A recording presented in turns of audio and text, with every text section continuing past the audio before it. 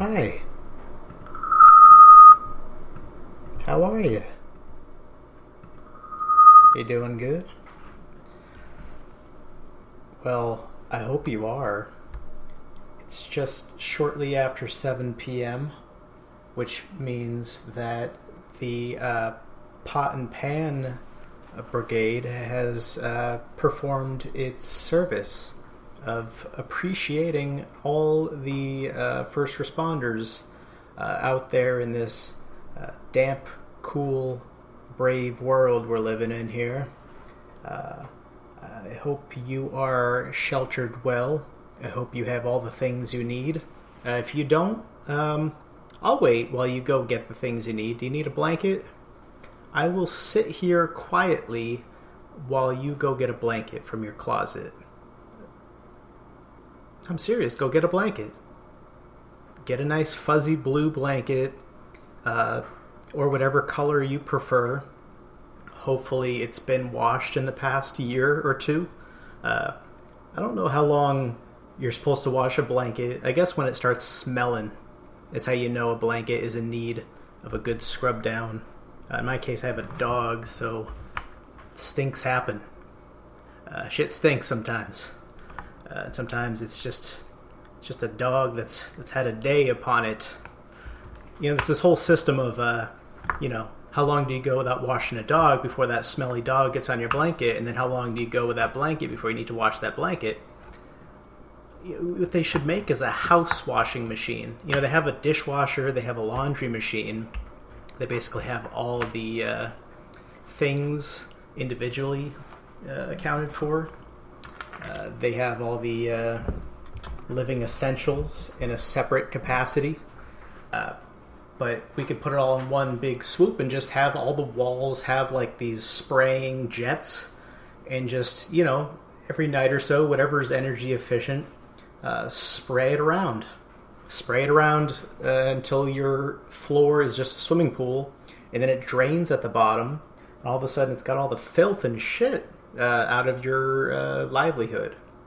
Just thinking convenience, I can't think of anything that could go wrong with that idea. Other than cost and logistics and the engineering know-how, which I haven't thought through. I'm just thinking out loud here. I didn't create a plan or create a thesis about it. So get off my back. I didn't. Sometimes I say things without all the research and without holding myself fully accountable to my body of work that I'm proposing to the common public to go carry out on my behalf. As long as you give me credit and all the royalties and all the payment for all the generous philanthropic work you do, I think we've struck a fair deal, according to how our capitalist economy works. That's how that works. You tell people you're doing a good, but really you're a Carol Baskin, making your dead husband that you murdered millions, and having all these volunteers wanting to go touch your tigers. By the way, here's a question. Well, it's more of a sketch. I don't know if you can confuse a question with a sketch, but it's more of an idea that I had. It makes me think of this Abbott and Costello routine that I invented. I was the one who came up with Abbott and Costello. I was the one who created Abbott and Costello routines. As an individual, and then basically it was repurposed for use on black and white TV shows. But anyway, that's just besides the point. But the first person who's like, he's a dumb guy in these sketches. He's a guy. Hey, what do you call when you touch a dog? Pet. No, like specifically a dog though. Like, what do you call, like, when you want to touch your pet, what do you call it? Pet. Yeah, that's what I'm saying. Pet. What do you, when you want to touch that pet, what do you call it? Pet. I don't know if you're not communicating, or if you're slow, or you have some kind of disability that we haven't had the state examine successfully. But what I'm asking you is, what do you call it when you go touch that pet? Pet.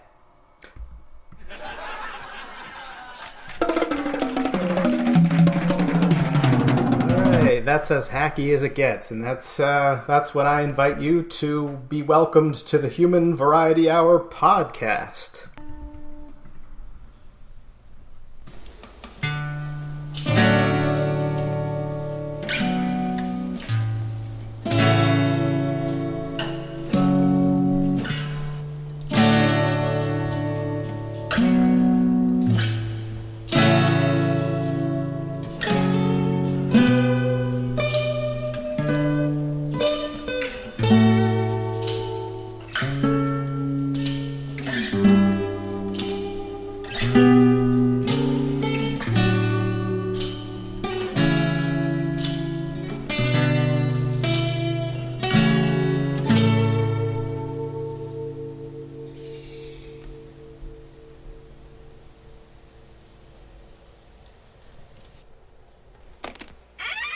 After these messages, we'll be right back. I want a cheeseburger. I want a hamburger. Well, hello, mister, don't you worry. Sister, you know Hardee's always treats your family right. A variety show, mother, that's like no other. Our burgers are all charbroiled and a real delight. We've got a boy at Hardee's, there's a choice at Hardee's. The Hardee's Variety Show starring the Big Deluxe, a quarter-pound of charbroiled beef with all the fixins. The Big Twin, 2 charbroiled patties, lettuce, cheese, special sauce. And our famous cheeseburger, now playing exclusively at your neighborhood Hardee's. So bring the sisters and baby brother, feed 'em all for a song, mother. Hardee's the taste that brings you back. Hardee's the taste that brings you back. Hardee's the place that brings you back again. Trying to tell me there's a variety show starring burgers? If you love great cheese flavor, it's time you tried the snack that's famous for it. Nacho cheese flavored Doritos brand tortilla chips.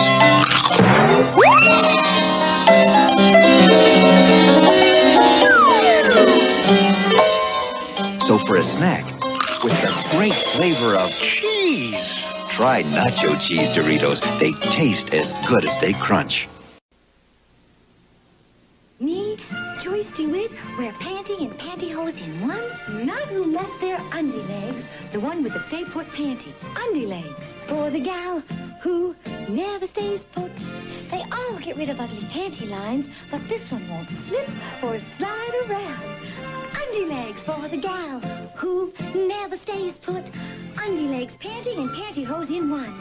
Nothing beats a great pair of legs. Who's got the best darn burger in the whole wide world? Burger King and I. Who's got that juicy flame roll burger that's never fried? Who's got Coke and crispy French fries? It's Burger King and I. Burger King and I. Who's got the best darn burger in the whole These hamburgers love me. burger in the whole wide world? Burger King and I. There was a stranger who came into our town. He was tall and had eyes that could look right to the bottom of you. We might have welcomed him, except for one thing. His pants.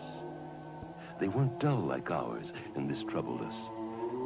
Stranger, how is it your pants have colors and flared legs? He just smiled and said, I'm wearing Levi's. Dull has gone out of style. Then in his strange way, he transported us to a world of Levi's slacks and jeans, tweeds, cords, flares with Dacron polyester. It was magic. Push jeans, blue jeans, bells, beautiful Levi's magic, coveralls, knickers, and mitts. And we cried for more. No, I must go to other towns, he said, and he left. Left us with our new Levi's. Yes, we'll miss that stranger. But you know, life will never be dull in our town again. By the way, how are things in your town?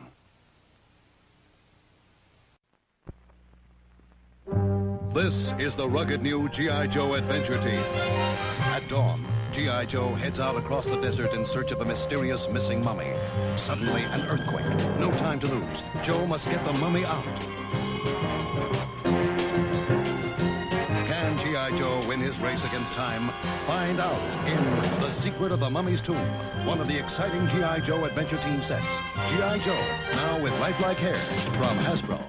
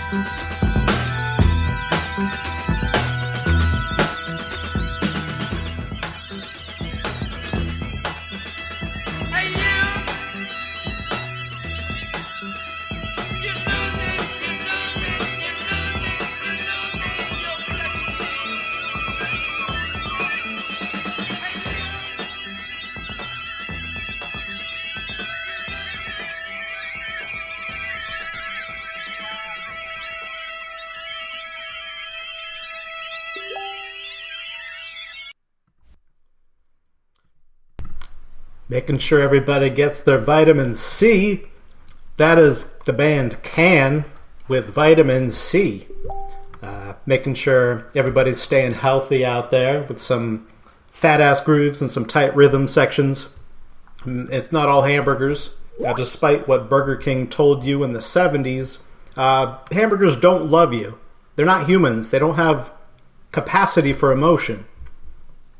As much as that might have been what the marketing campaigns towards children was back in the day, no, they do not have sentimental attachments. Sorry to break it to you in this forum. But I will say you'd probably want to go out there, boost your immune system, get some vitamins, get your exercise.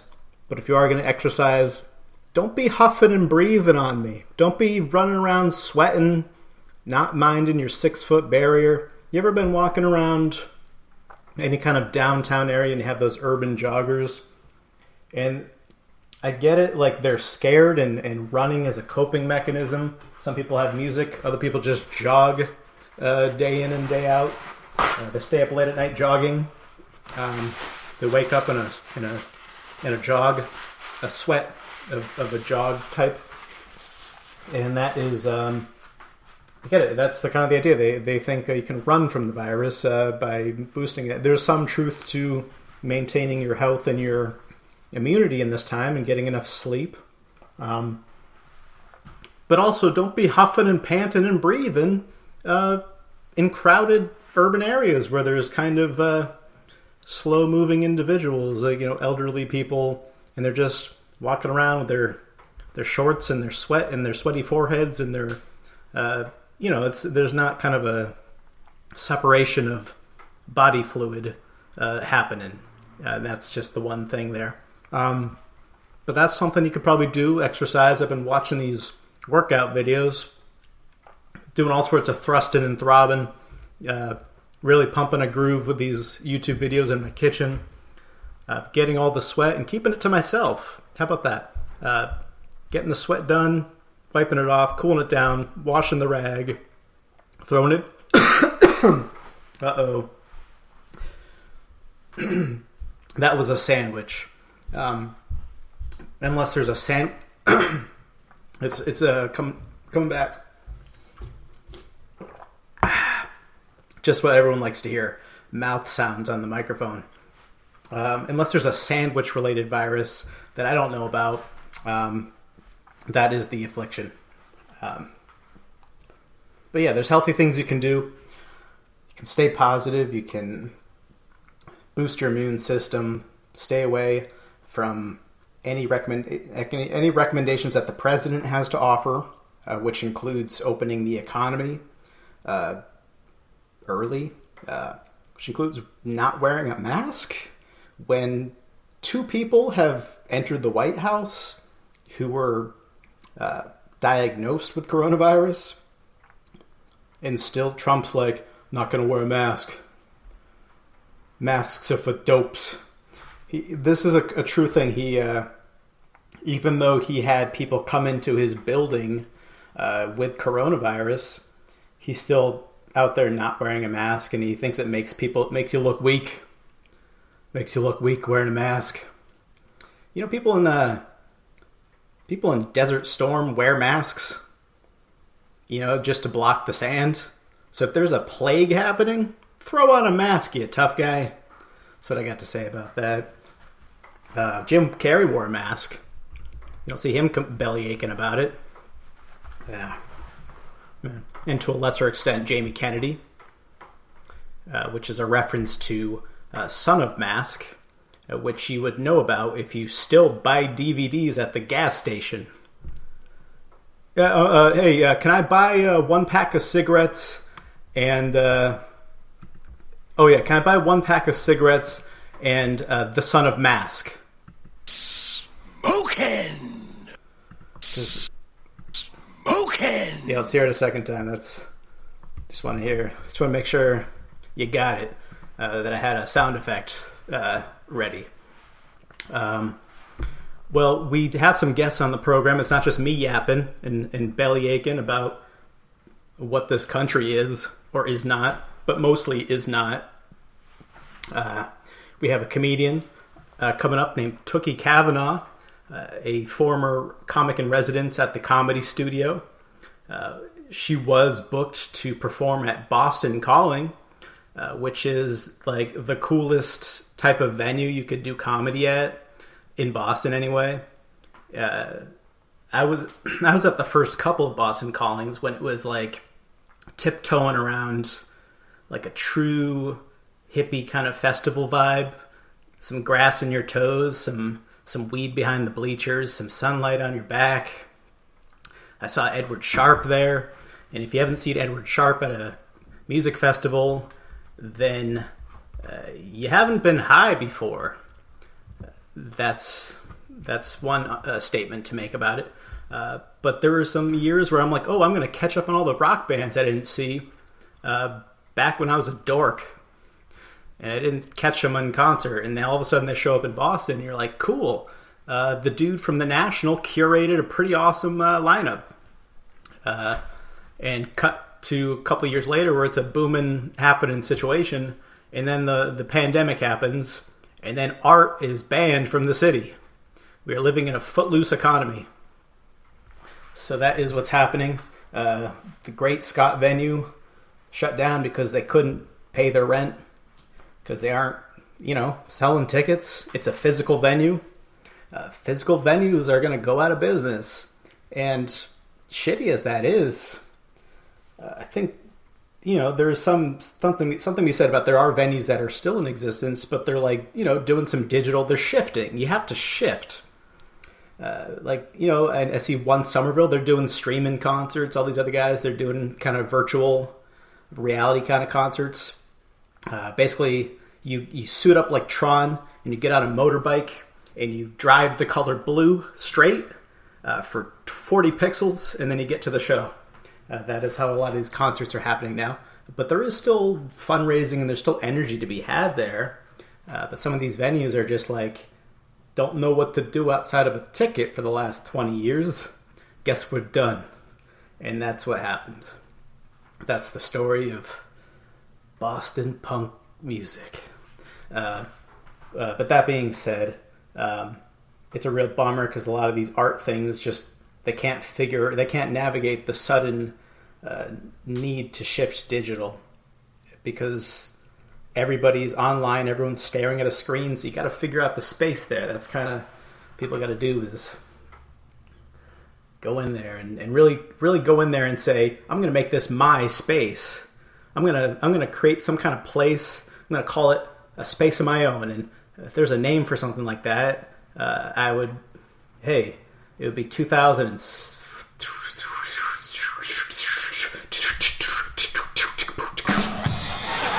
I don't know what year I was trying to reference. Whatever year MySpace was a thing is what I was hinting at. But you gotta think digitally now. You gotta think virtually in the art sector now. We gotta rethink. If you want to survive in hard times, keep art alive. You gotta pass the folk tradition on. Although your songs may originate on a cowboy's camel, it still needs to find a way to navigate the future and still have those ballots heard by our posterity. I'm impressed with myself for using that word, and I know none of you guys are at all, so that's fine. But where was I? Yeah, I was going to let you know that we have a comedian who is weathering as well. I understand recently got engaged. So, hey, finding love is a good career move, if not just a good thing to do in life, as a more deeper thought thing. After Tooky, we're going to have a magician who also performs comedy. Has performed at Carolyn's in New York, a famed comedy club over there. And we have some clips and some doodads to play. Let's hear a word from Tooky and see. No swiping for me though. I actually got engaged not long ago. Yay! Yeah, it's fine. It's fine. My fiance, he's very white. You think of like the Boston area is white. He's from Montana, which is no, that's literal Caucasian. Get the fuck out of here. Ugh. We'll talk. But he's I'm serious. Like he's very white. Like you too, right? Yeah. Like you're about to look up 2/3 of the shit I say on Urban Dictionary right now, right? Do you think mayonnaise is a spice? Because that's how white my fiance is.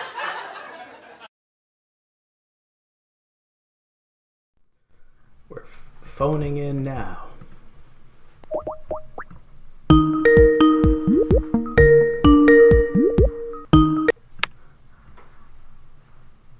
Hello? Hello? Hello? Hi, Tooky. Hey! How are you? Good, how are you? Doing all right. I was just listening to your ranting and rambling about Montanans. Oh, well, she started it. She shouldn't have talked during my set. That's true. How like a white lady to talk during a set out loud and how are you married yet? No.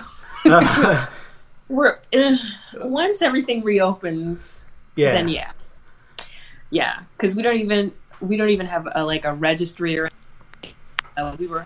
We were hoping to do all of that and then like have a reception at the end of July or something, but we are existing in a plague. You could get one of the. Basically, your priest could wear a gas mask. You know, here's the thing. I have seen coronavirus-themed boudoir photo shoots for brides. Is that romantic? It's hot if you're into it. So like, some people are. You can't judge it. So we can get themed. You can go for a theme, but I don't know if we're about that life. We're pretty bland as a couple. I think there's just a mood. It's a mood situation. Like it's an issue to do with. Is that how you want to start your romantic future? Your love-laden future is. Hey, by the way, there's an apocalypse, and the hourglass has just been flipped over. I'll feel better knowing it starts post-apocalypse. Like, that's romantic as shit. Post-apocalyptic love. Oh, yeah. That's like some AD shit. Like when everything happens after that moment of time, according to the calendar. Yeah. That's like, hey, we don't know how many years came before the Jesus thing, but now we're really counting. Now that Jesus came and went, now we're going to start counting year one. And then, so that's what you're going to do is have a kind of a death of Christ, and then all of a sudden a new civilization based on Christianity. Yeah. I mean, this is the literal we found love in a hopeless place scenario. Hey, you can't ask for a better novel than that. Some kind of a... Who's that guy? McCarthy? The guy who wrote... One of those... Who's that? Something McCarthy? Something. No, I'm really waiting for all the YA fiction that's going to come out of this. Yeah. Oh, like a teenager trapped in a bedroom writing journals, and Johnny with the good hair is also like writing poems and things. Hot tweens on TikTok find each other and find themselves in quarantine. Some ridiculous byline. I don't know, but I'm ready for it. You're ready for it. You could make some money if you want to pioneer the first themed, kind of thing. Oh, no. I'll get too emotionally invested. Where's John Green? That's his baby. Yeah. We need to have a protagonist with cancer, and we need an antagonist who doesn't care and loves her anyway. Oh, God, he will. No one's really examined his whole move, right? No one's taken him to. Had he been canceled by the internet yet? Like momentarily, I'm not advocating for his cancellation. We're just speculating. You're kind of digging around to see. I'm like, did he get canceled yet? Because like nearly everybody's been canceled at least once or twice. Do you think he does have a past, or is there some kind of like a floating rumor that is happening in the background that hasn't been delved into? And sort of like this Cosby way, where it's like there's rumors in circulation, and then definitely not in a Cosby way, but just more like, why are you so fixated on this teenage girl's hair and describing it to a T? Yeah, like going to J.R.R. Tolkien lengths of like really breaking down the follicle. Yes. Yeah. There's got to be something. I mean, even like, you ever notice that Chris Hardwick doesn't show up in anything anymore? Nope. Ever since he yelled at his girlfriend in a very vulgar way in a tweet, he is out of nerd culture? Well, who gets to be the new supreme leader of nerd culture? I don't know. I should know because I went on a nerd cruise before lockdown. It's a whole thing, apparently. A nerd cruise? A nerd cruise, yeah. It's a whole. It has like at least 2,000 people on the boat, not including staff, and people sign up for this yearly. It's a whole thing. This guy Jonathan Colton, who's very funny and approved of my pajamas on pajama day, because somehow I crossed paths with him. Yeah, he's I guess the leader of that particular niche of nerds, but I don't know who the grand supreme nerd master is. I kind of want to say, I mean, like, it's always just like this spiky hair kind of white guy. It seems to, like, is the other guy, the guy from The Soup, Joel McHale, is he showed up in that Tiger King thing. Yeah. He was in the, what do you call that? The End Notes episode, sort of the Where Are They Now follow-up episode. Yeah, he was hosting that, which was pretty cool. I used to regularly watch The Soup on E. Really? Yeah, and then turn that shit immediately off once the Kardashians came on. Yeah, because there's like, all right, I'm out of here. I'm not, all day. Not for me. Well, Talk Soup, or it's not Talk Soup, it's Soup. The Soup? The Soup. Talk Soup was the other guy. And then there's something called Chicken Soup for the Teenage Soul. Ooh. Do you remember that whole series? Yeah. I thought those were corny as shit, but mostly because I got introduced to them in either 3rd or 4th grade, and I really hated my my 4th grade teacher was okay when she wasn't yelling at people for no reason, because she yelled. Seems like there's a lot of burnt out people in middle school teaching. Yeah. Teaching young children who are just trying to have some hope. Yeah. No, but I think it was my 3rd grade. It was either the 2nd or 3rd grade teacher. That's who it was.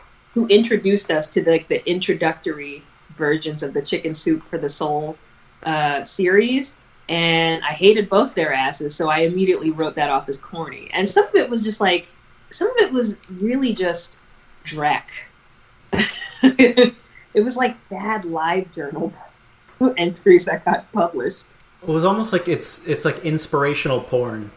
Yeah. Like, this feels good because it's not even true. Isn't it most of it fiction? Or is it some? Yeah. Some of it. I don't know. I think I blocked so much of that text out of my memory. But I'm like, this is basic bitch Pinterest before we had internet for everybody. Yeah. There was a lot of stuff that was really lame back in the day. It's like, why people get all hyped up on this stuff? There was stuff that's good. I remember the 90s so fondly, but only there's a handful of things. Barely a list of 10 for me that absolutely sucked in the 90s, and Chicken Soup for the Soul is on that list. Do you reminisce fondly on the 90s? Well, yeah, I was a 90s kid, grew up in the 90s, true millennial, old millennial, but true millennial, yeah. Yeah, I think we're the same kind of millennial, but I always remember the 90s being like, I had blue sunglasses and a fanny pack. But that stuff's like back now. Like, people are like, it's like Urban Outfitters is like, hey, I thought that stuff was back when I was a loser, and now it's like the thing. Like, people like, I was such a mama's boy dork. You know what I had that I loved? My LA Gear light up sneakers. Okay, yeah. Yeah. I always wanted those. Yeah, and then I had like the actual LA Gear original light up sneakers, but then I guess everybody caught on, because then you could get like 12 pairs of them at Payless with Ninja Turtles on them, and I'm like, okay, that's way cooler. Yeah, I want the upgrade. Yeah. Did you have soaps, or is that a boy thing? So, okay, there were definitely by the time I was in middle school, there were definitely like girly girl soaps. Yeah. Because that's the age in which you get like initiated into going inside of a Bath and Body Works or the lotion section of Victoria's Secret. I think we're talking about two different soaps right now. Oh, okay, great. Soap operas? This is so funny because we definitely just broke it down right. I asked, is this just a boy thing? And you're like, soaps. Like, yeah, like hand soap and like soap that you, like herbal fragrances. And like soaps were a shoe. So you totally did. No. Did you know about that? You were like, yeah, I went to a Bath and Body Works. I got some soaps. No. I'm like, wait, what kind of soaps? No. But do you know what I'm talking about? The soap shoe? Nope. Okay. It was a brand of shoe that basically for people who don't know how to or try to skateboard, but they want to grind, there's this groove in the middle of the shoe, and it's like made out of like whatever, like wax, and you jump up on a curb and you like grind on the curb with your shoes. Okay, those. But it and if I'm not mistaken, Airwalks were kind of like the watered down version of that.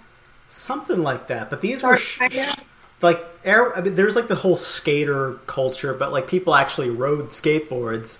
But then like these companies were jumping in there being like, kids love skateboarding. How can we make some money off of this? Let's hey, it's grinding without the skateboard. It's skateboard activity without the board, and you can do it anywhere. And all of a sudden, you wear the shoes down your public school staircase, and you're sliding, and you're breaking limbs, and holy crap!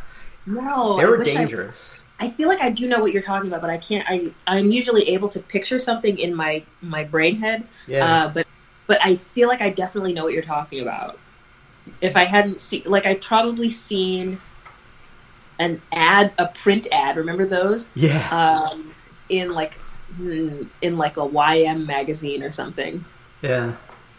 Hey, they were those were hot in its time. When print magazine, when you could still have a magazine subscription, and you could be one of what are those things where you the magazine drive? Did you have that? Yes, we had that. We had the book drive. We had all the Scholastic books. Remember those? Yeah. Did you have a school bookstore where you could get all the shiny, weird books? And did you remember? Did you ever see the Gross book? The one where you can like pop and squeeze things? That sounds fun.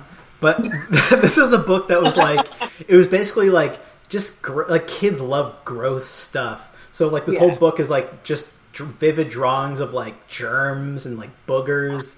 Yes. And you're like, oh, these drawings. It's like, and then there's like a page where it's all poop. Definitely. They definitely upgraded the technology. I don't know if it was a knockoff or the same company, but they upgraded that tech from making it just 2D drawings to like goopy things that you could actually touch it. Oh, and they came with like a vomit in the middle of it, like it was like a centerfold vomit. Yeah. Yeah. Centerfold vomit. Oh my god, that is an image. That is an image. Hey, it's what kids like. It's what kids are into. Yeah, hell yeah. I want some fake vomit and some boogers. And I saw this recently. Kids are still into gross shit. I saw a late night advertisement on like adult TV of just like booger packets or like zit packets, and you can squeeze the packet and like a zit juice comes out. There's a game. There's like a party game where you pop zits on a nose, a big old nose. I think it's on like Firebox Games or something. But yeah, there's like a party game. Oh, like a video, like a digital, like a virtual kind of game? No, you buy the thing. Oh. You get a schnoz in the mail, and it's got pimple juice that you feed into it. And I guess whoever doesn't get baptized with the pimple juice wins. Oh, it's like a Jenga, but zit juice. Yeah. Like you don't want to get the juice, so keep it moving. Like a hot potato or something. But like much worse. Yeah, because then you have to take a shower afterwards or something. Or wash that all off. That stuff's... I feel like there's still a market for gross stuff. Like people don't want real gross shit, but they want fake gross shit that simulates real gross shit. I think people get that through like, the first thought that comes to my mind is that plastic surgery show, Botched, where these two plastic surgeons like revise poorly done surgeries. Can you do that? Yeah. Like a second draft human face or something? Like, essentially, yeah. We need a rewrite on this guy's face. Can you go in there and copy edit his face? Pretty much. Like, they do noses, they do boobs, they do butts, just about everything. Huh. Yeah. They revise a lot of boobs. A lot of messed up boobs out there. Honestly, people do better. Women deserve... Well, all genders deserve better boobs. Men deserve better boobs sometimes, and also women do sometimes as well. Well, I mean, boobs. Boobs. They should be better. Universal. Do better. Universal, yes. Universal boobness. Yes. But it's a fascinating show. There's a lot of TV out there where it's like you don't want to watch it, but like you do anyway because it's like it's like some kind of like a freak out appeal. Some of those shows where it's like the hoarders and the the gross I don't know, the people. There's this new show now. It's about the lady who makes she takes moose turds and makes art out of it, and it's like she lives in Maine and like it's a whole. She's got the community on her side, and they're all working together to build the economy with this moose shit business that she's running. Honestly, that's the most Maine shit I've heard in my life, and it's completely on brand for them, so I'm not surprised. Yeah. Congratulations, Maine. Hey, you're on public TV with your lifestyle and shit. Hey, more respect. I have a few dear friends who are from Maine. Yeah. Congrats. Come get your people. Come get your people. You're from the South, aren't you? Yep. Where are you from? Cantabrigian. Cantabrigian? Yes, Wait, Cambridge. Cambridge, yeah. Oh, you're like born and raised like this local? Pretty much, yeah. I came to the States when I was like, I don't know, 3? Yeah, 3. But you never lived in a different state? Nope. There's so many states, though. I know. Yeah. Some of them are even better. I know, but like Massachusetts, though. I mean, for all its flaws. Yeah. For all its flaws. And there's a few. Yeah. For all its flaws, I'm okay with dealing with some of the bad that comes with a lot of the good that comes from living here. It's not perfect. Yeah. It's not perfect, but it's not Alabama. All disrespect to Alabama. That's true. So it's like a fixer-upper. Yeah. Yeah. I guess that's a good way to look at it. I've been looking at it in a tough way where I was kind of like, come on, you keep re-electing Charlie Baker and the state went for Biden, and I'm just like, who are you? What? Yeah, I'm not thrilled. I'm not thrilled with the current state of affairs. Yeah. But we've been fortunate to have less than the average amount of governors and leaders with their heads completely up their asses. Like you hear about this Chris Christie stuff? Oh, dude. You gotta be kidding me. Like, I don't know how people aren't walking up to him and just like, I don't know, like something. Like, I always want to say, like, whatever the safest way to say this is, like, somebody give that guy coronavirus. Somebody walk up and give it to him.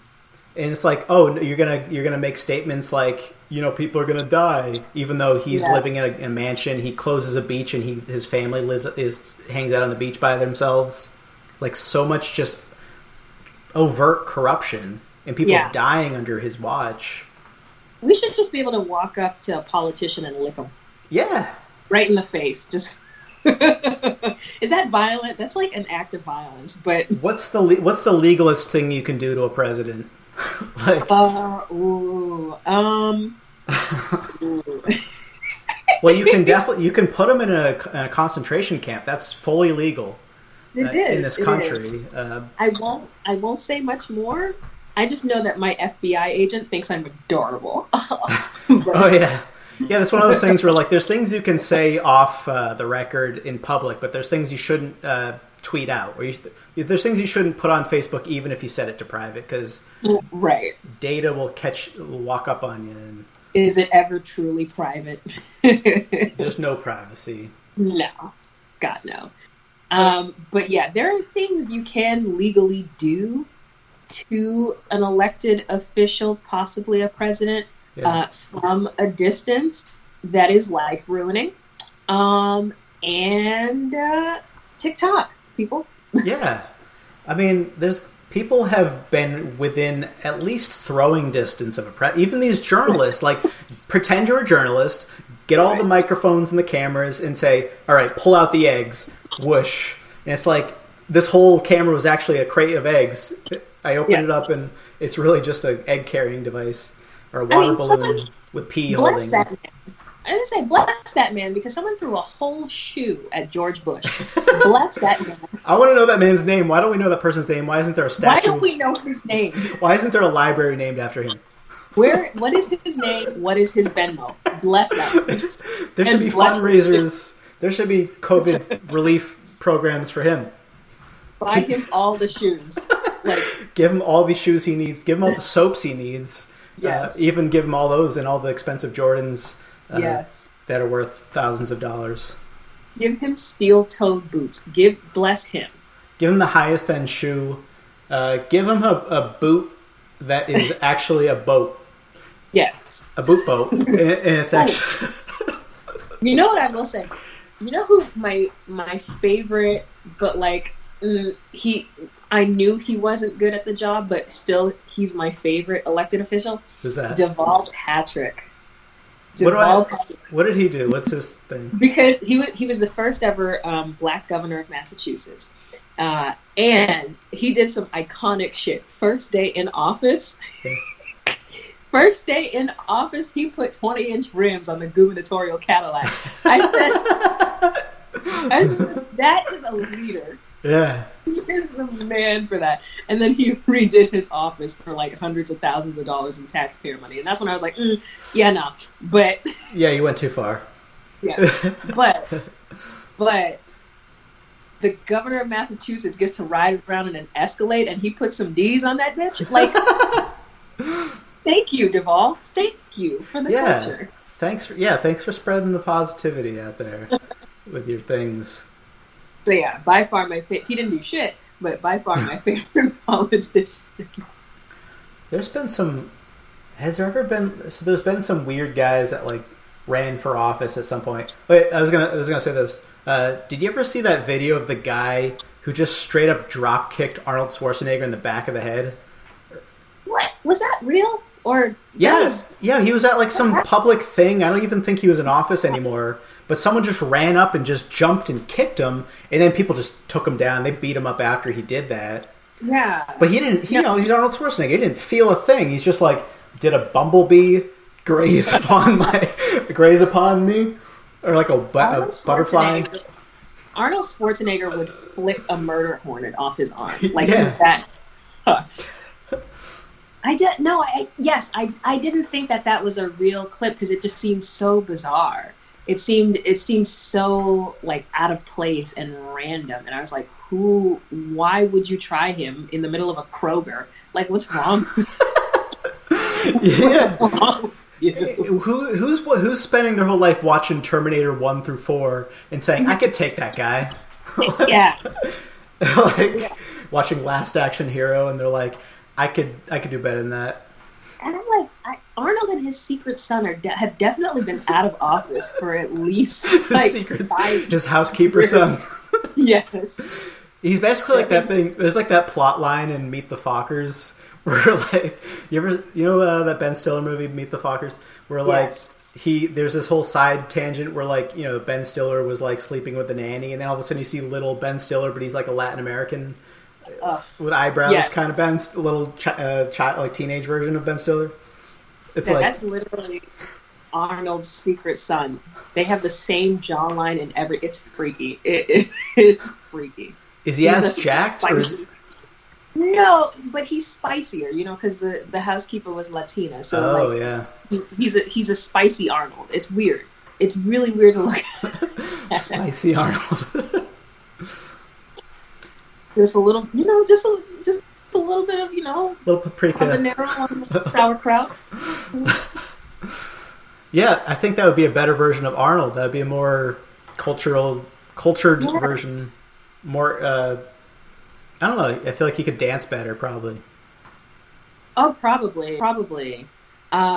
Shout out to the housekeeper for securing the bag in that regard.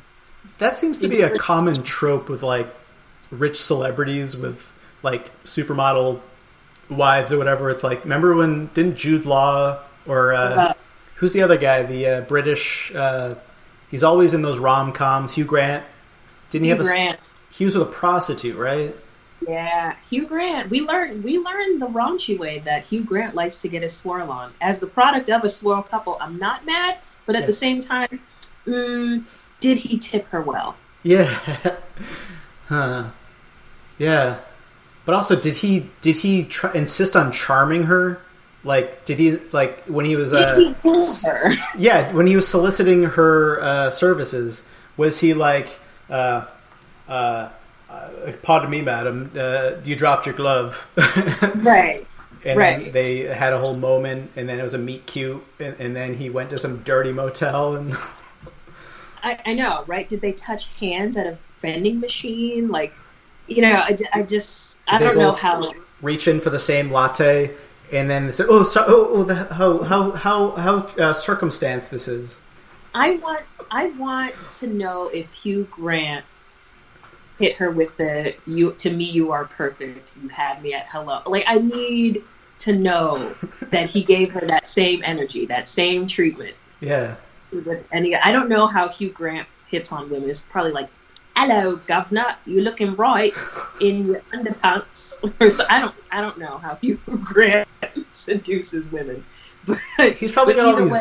He's probably got all these lines in his pocket. He's probably like a Furby. He's got like all these preloaded. Like he'll throw out like a sentimental line at the end of a foray. Remember when the government almost banned Furbies because they they thought that they really communicated with each other and would leak government secrets? I do remember something like that. And wasn't there some kind of idea surrounding the movie Small Soldiers? Like the idea that they're like smart chips, and there's this fear that like toys would rise up, but it's like it's a very minimalistic contraption here, but like just that level of technology was like it's responding to my notions. Yeah, I know that was milestone. What's the word? No, I can't. I think I'm blanking on the word because I'm ESL. But yes, that was landmark That's the word. Landmark technology for its time. Yeah. Boom. Oh, that's how I lost my accent. By the way, reading a lot of Clifford the Dog from Scholastic Book Fairs. You lost your accent. Wait, what kind of accent was it? Would have been a French accent. Yeah. Do you speak any French, or do you know? Can you pretend to be a French person? Sort of, kind of. I mean, I speak it with my mom, basically. Yeah. Yeah. Speak it at home, and every time I'm on the phone, my partner thinks that I am plotting on him, and that is absolutely not the case. But you could, though, if you wanted to, right? You could you could get all your grievances out of the way. Technically, yes, but no. It's more or less like, hey, can you give me a ride to the grocery store? But it sounds so fancy, so nobody knows the difference. It's just like, hey, they must be talking poetry and existential, all sorts of... I mean, I'm pretty sure he thinks I have the launch codes at this point. I don't know. Hey, that's a good position. That's a good power position. Well, I feel like we're coming to the end of a good chunk of time here. I really appreciate you spending time having a conversation here. Thank you so much for having me on. This is fun. Yeah, you've done the show live back when there was liveness on stages. Remember that? Oh, back when hopefully again. Yeah. Hopefully we can leave the house again. Hopefully the show must go on, and hopefully it does. if it does, we'll set up a tent in a desert if that's what's left, and we'll do some kind of like a, like a post-apocalyptic, everyone huddles around in a caravan fashion and gas masks. But it's hilarious. Hilarious! It's a great jolly romp. What was the? I was going to ask you. So you were supposed to be on Boston Calling. Oh yeah, that was a thing. And that's, I mean, hey, did they at least give you like a big trophy? Did they at least say we're gonna call you back when we get this stuff together? You have a permanent standby order. That's the hope. But either way, they've been very generous in supporting local artists and donating to like a local artist fund, which is really cool. Yeah. So yeah, it's an honor to have been nominated. Honestly, I'm just glad. I'm just thrilled that they even thought of me. Yeah. So that's a thing. So who knows when, concerts are, I think they're estimating fall of 2021 for concerts. So maybe Boston Calling 2022. We'll see about that. But would have been a hell of a credit, but I thank them anyway. You still get the credit. You still have the poster. You can like say, oh, yeah. Hey, it's technically that date is passed. So just don't say too much. Just say, look at this. Ugh. My name is on this. And then you're like, shit, she did Boston Calling already. And she's going to do it again. Yeah, no, but it was a shock that they reached out to me. And I felt very honored to be in such elite company because they selected just a whole talented handful of some of Boston's best comics. So it's really nice. I feel like I'm in like really great company. So it's nice. Even though it's not happening this year, it's like, wow, cool, yay! I get to say I would have done it if it weren't for the Rona. Yeah, I mean, it's got to at least give you some extra glow where you're like, hey, yeah. I feel like my star got noticed in this this universe. Just a little, just like, hey, guess what? Red Hot Chili Peppers are opening for you. Yeah, that's wild because that's like the comedy thing there. It's like it's a real small lineup. It's not like it's like 500 bands like they have 3-day weekend. It's like, wait, you have like 5 people, and it's like Fred Armisen has done it. Hasn't like all like SNL vet kind of done stuff like that. Yeah. So a lot of cool people have been involved with that. So it's like, wow, again, it was an honor to be nominated. Yeah, yeah, it was an honor. It was already slipping into Arnold. It was an honor to be nominated. My arms. Please do not kick me, even though it felt like a butterfly. Don't ever talk to me or my son. My son is a better dancer than me. And I resent him for it. Oh my gosh. But I can lift more than he can dance. I can actually lift him up in the air while he's dancing. Probably. He can dance, but can he flick a murder hornet? I don't know. I just don't see murder hornets ever coming for Arnold Schwarzenegger. Is that weird? No, I think he's safe. I think he's immune to murder hornet. Whatever they're attracted to, I think they're like, let's stay clear from the... Yeah. That guy can handle time travel and liquid nitrogen type creatures. And a lap dance from Jamie Lee Curtis. Shout out to Jamie Lee Curtis. Shout out to that era. Before she was eating all the poop yogurt. Oh man. She had a prime... Still an icon. I was actually just watching like a YouTube clip of... It's a clip from the movie Perfect, which I don't know how many people have actually seen it, or at least after the 80s have seen it. But it's got John Travolta, and Jamie Lee Curtis is a dance instructor, like a aerobics thing. And like she's doing this kind of squat thrust dance, and he's like doing it too. And it's like this whole 80s... it's an iconic moment in 80s aerobic culture. You sold me on John Travolta's squat thrust. Hey, I'll say whatever his crimes of passion are in real life, like you can't deny everything he's done musically between the era of like Saturday Night Fever and like Hey Grease and then that movie. Like he's an icon of that 70s 80s disco shift.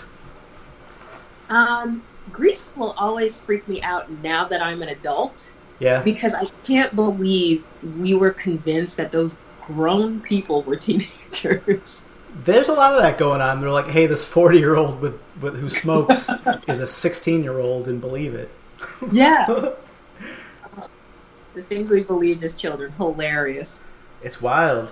Yeah, all those people are. There's no child actors. It was just like no, like union. I was trying to, I'm tapping into this area where I'm like, do I want to break a thing that's like a social taboo? But I'm like, it's all like union midgets playing children.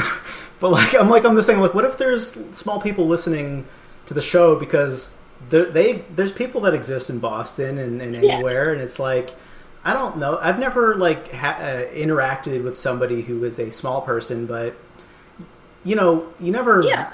I don't hear the perspective outside of a Ricky Gervais pilot very often. Like I don't hear someone's like advocating for the plight of They're out there. Dwarfism. No, they're out.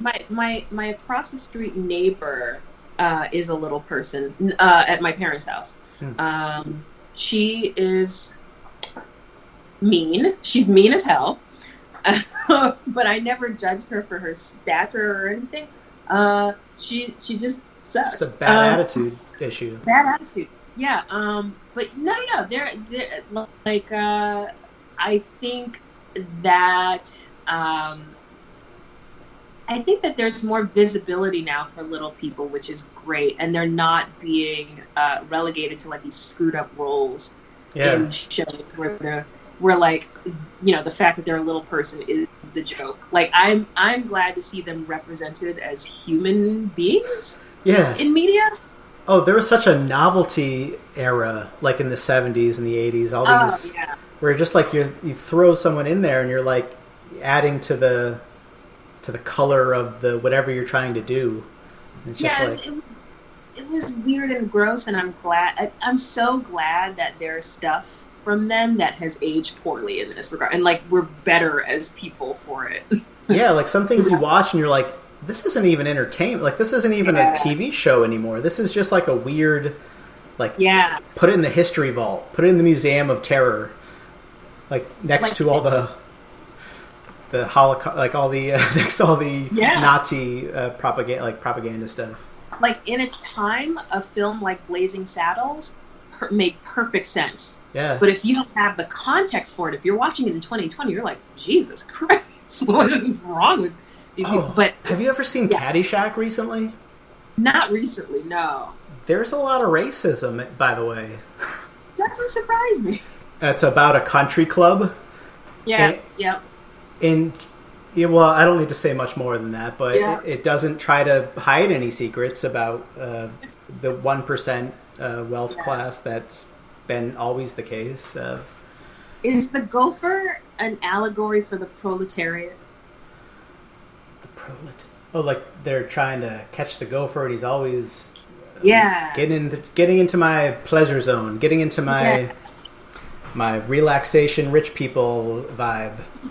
Is the gopher embodying what the people will eventually do in terms of toppling the oligarchy and the 1%? Like, I need to know. I think so. I need to feel good about myself. I think that's really deep down what that movie's about. Like, for the next time I rewatch that film, I need to feel good about myself. You have to put it... This is what the gopher means. Symbolism, man. That sometimes you have to do that. You have to say, like, I'm watching this ironically because it's terrible. And you're like, it's morally bankrupt, and I'm watching it through a filter of we know better.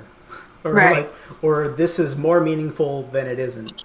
You're creating meaning where there is. That's why like some of those like Grindhouse, like some of those cult kind of movies are great, because they're so just explicit and vulgar, and you're like, but you want to look at it and say, but it's real. Man, don't you know how honest it is? It's so visceral. And you're like, yeah, but they're just trying to make some boobs and some guts happen. Actually, best worst film that I've watched in recent time, Homie Spumoni. Homie Spumoni? Homie Spumoni, where a black child gets lost accidentally in the middle of Italy, and an Italian family adopts him and raises him as their own, but never tells him that he's black. And then they move to America, and his real parents find him, and his real parents oh shit, what's dude's name? Now I have to. Oh god, I gotta look it up at some point.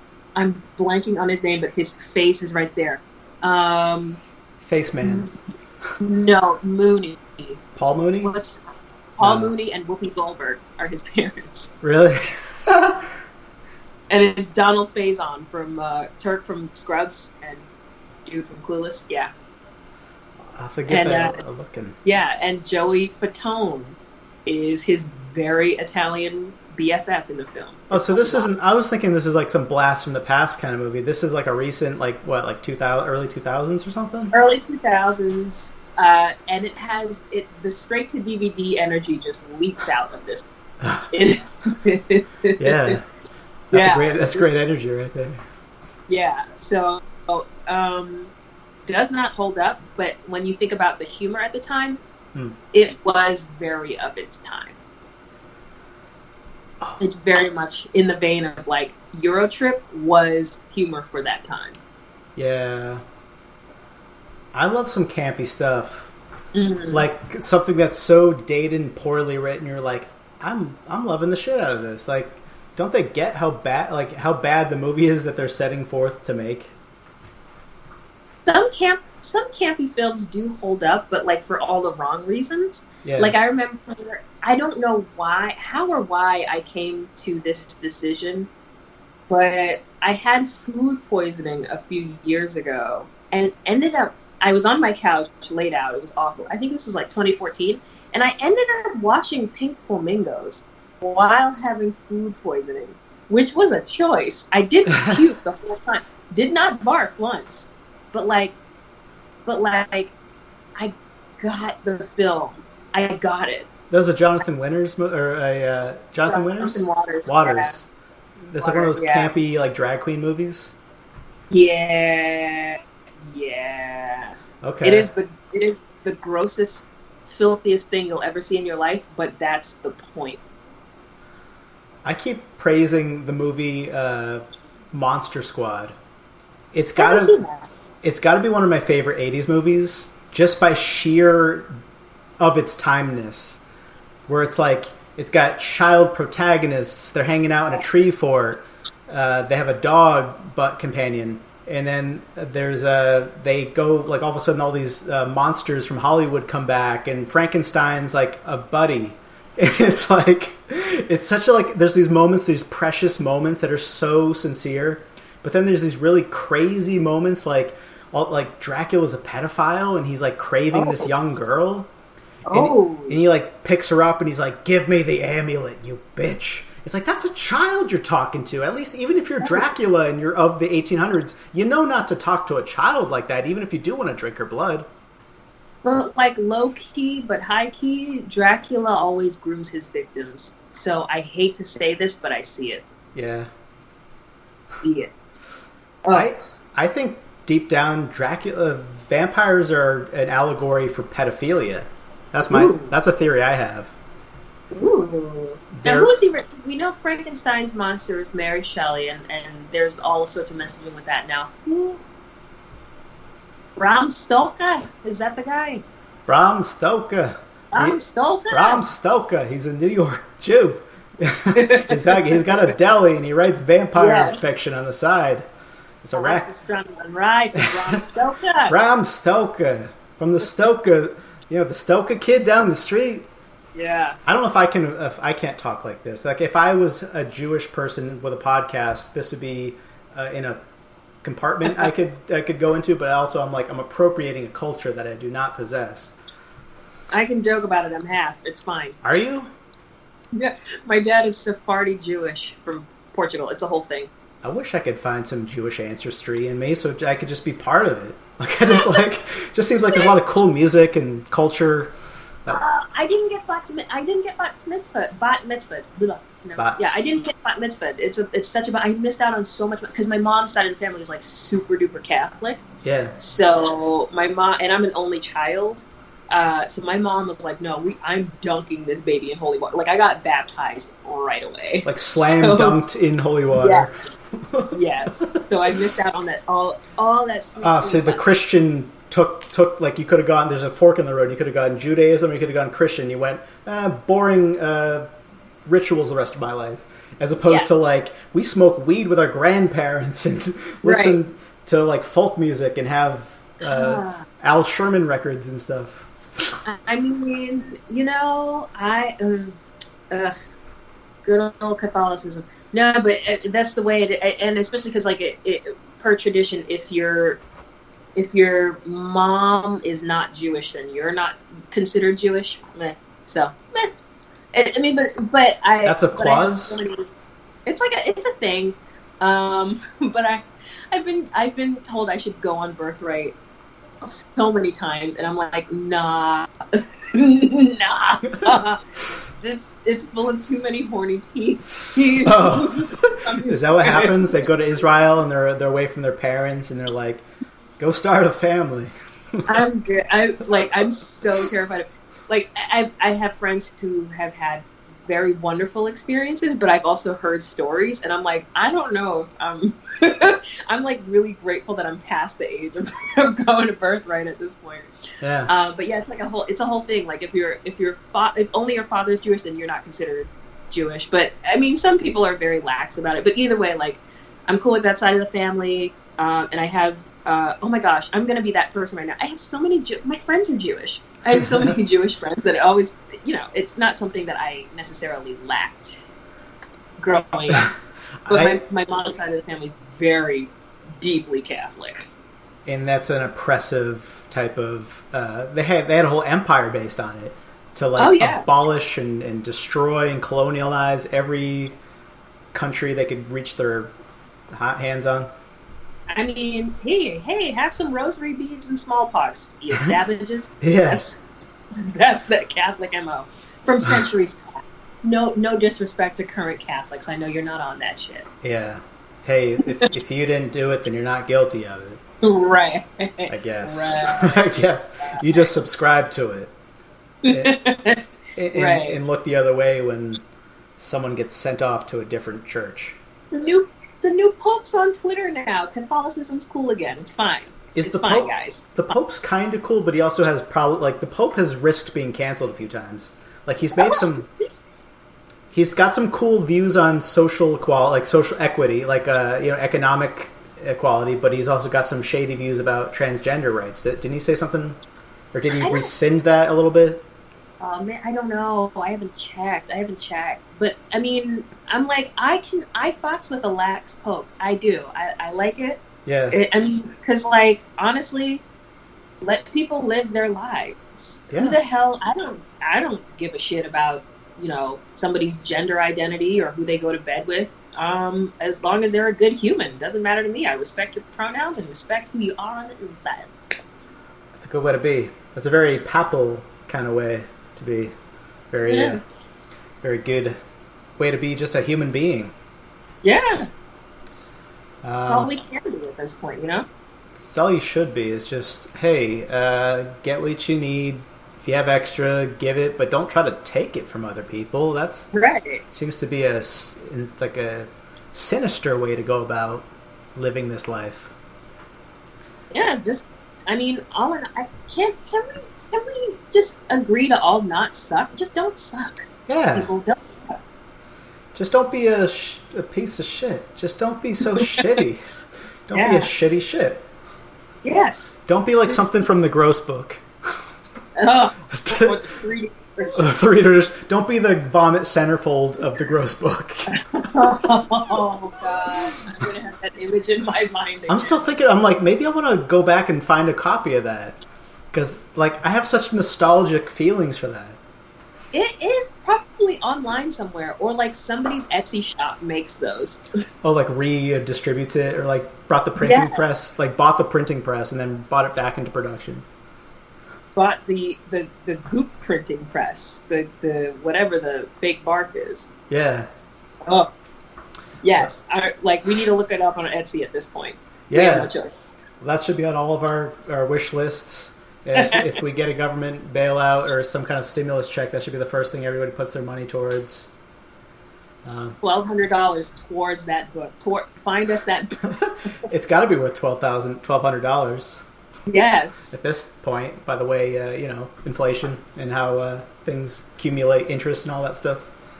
Speaking of, those checks really should have been $12K if we're being real. Yeah, but... I mean, if you look at, well, hey, if you want to measure the cost of living at all, I spent that thing in a heartbeat. I don't even remember what I bought with it. Like, I just was like, I'm getting all the shit that I want. Yeah, no. In and out. I don't even remember, like, either I ate it, like, I literally just bought so much food all the time that any food that I wanted, I had.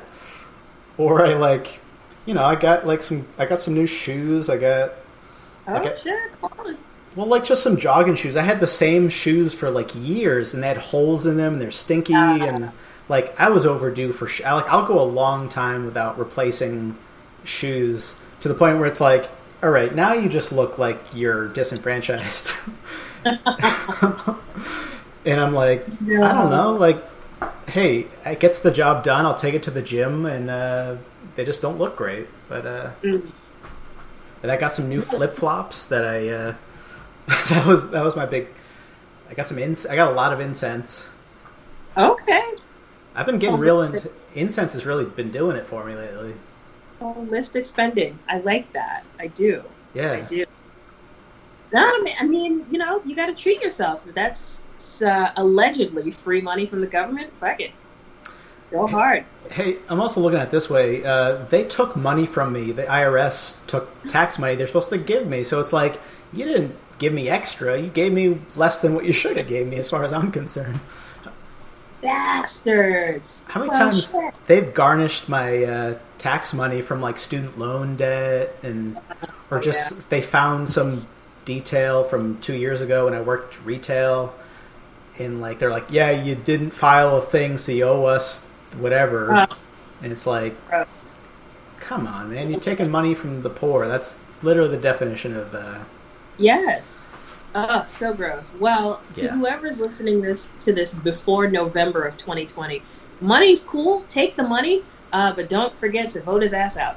Vote his ass. Who? I don't know if we can. If you have a nomination, who would you like to vote for? Who would I like to vote for? I don't want to say just anybody from Biden, but even though she was not there, it will never be such thing as a perfect candidate. I would not mind Warren in office. That would be totally cool. Like, I just need somebody who's of that level of progressive socialistic disposition, where it's like, hey, maybe think about the people that live here. Like, right. Like, that's it. That's that bare minimum, and it's like everybody else is not doing it, but all of a sudden that person's a radical because they're trying to make things equitable. I know, right? Crazy. How absurd, how like, crazy. How, I don't know. It's bonkers. It's bonkers. I mean, I just want someone who's literate and of sound mind. Yeah. In office, and like not, I mean, like. Not questionably demented. Again, politician. We got to just burn the whole system down and start fresh with. I'm for that. Yeah.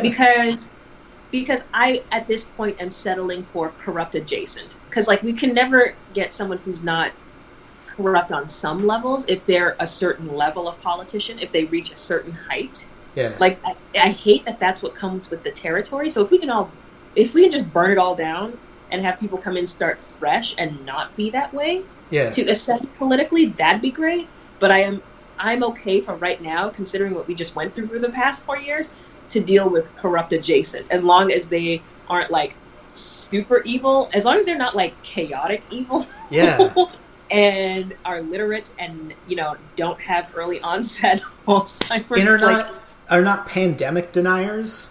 I mean, as a baseline, that you don't say, everything's fine. I went for a walk today. I didn't see a single virus. It's like, well, you can shoot the virus on Fifth Avenue, Bill.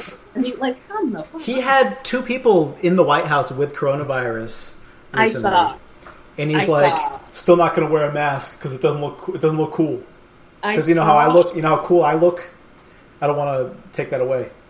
Oh, does he not have a mirror? Does he not? Well, that's the little things like, I'm not wearing a mask because I don't want to look ridiculous. It's like, yeah, but the shit on your head is totally cool. It's totally not ridiculous. Improve the rest of his face. Are you kidding me? Honestly, if he's worried about that, he could sweep his skullet comb over around his face. If that is going to help him look cool, feel cool, then, you know, hey, just be sane. Be of sound mind and judgment. Yeah. I mean, this is going to be mean. Apologies to my FBI agent for hearing me. But, like, if the Ghanaian casket dancers could make a state visit to the White House, that'd be cool. Are you sending requests to the FBI? Hey, FBI. No, I'm sending it out to the universe, to those that meme of those dudes dancing, those Ghanaian men. Oh man, it's like been everywhere. Don't go on Twitter, but like it's. I don't use Twitter. I'm not participating in Twitter. Good. Yeah, these dancers who are. I mean, I guess it's a celebration of the life of the departed, but they're doing like an elaborate dance with this man's casket. And it's become a thing. It's become a thing. Like anytime somebody does something really, really foolish, or like, you know, doesn't the body come out of the casket? No, it's maybe I watched a different video. It's secure as shit, but like a drop in, the guy comes out. But it's become like this meme where, you know, somebody's like, there's a video clip of somebody leaving their house without a mask, and then they start to play the clip of the dancer. And the music starts to rise. So, I gotta check. I'm making a special request for them to just roll up at the White House one time real quick. Yeah. Do your best. Do your work. Do your best dance. And, yeah. I don't think there's anything actionable in that statement. I think it's a message of positivity and hope, and hey, couldn't we use some more culture in the White House? Yes. Right now there's just cultures in the White House.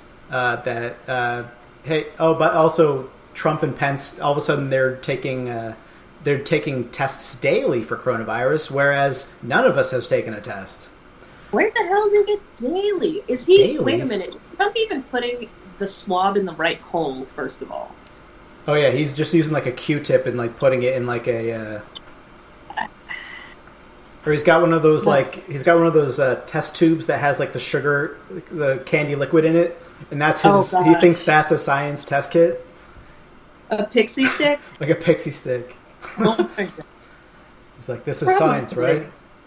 Yeah. Probably. See, that's the thing. I don't wish death on anyone, but I do wish that the current president would wake up every morning and step barefoot onto a Lego. Yeah. Immediately. At the minimum, I think there's and many. For the vice. Go ahead.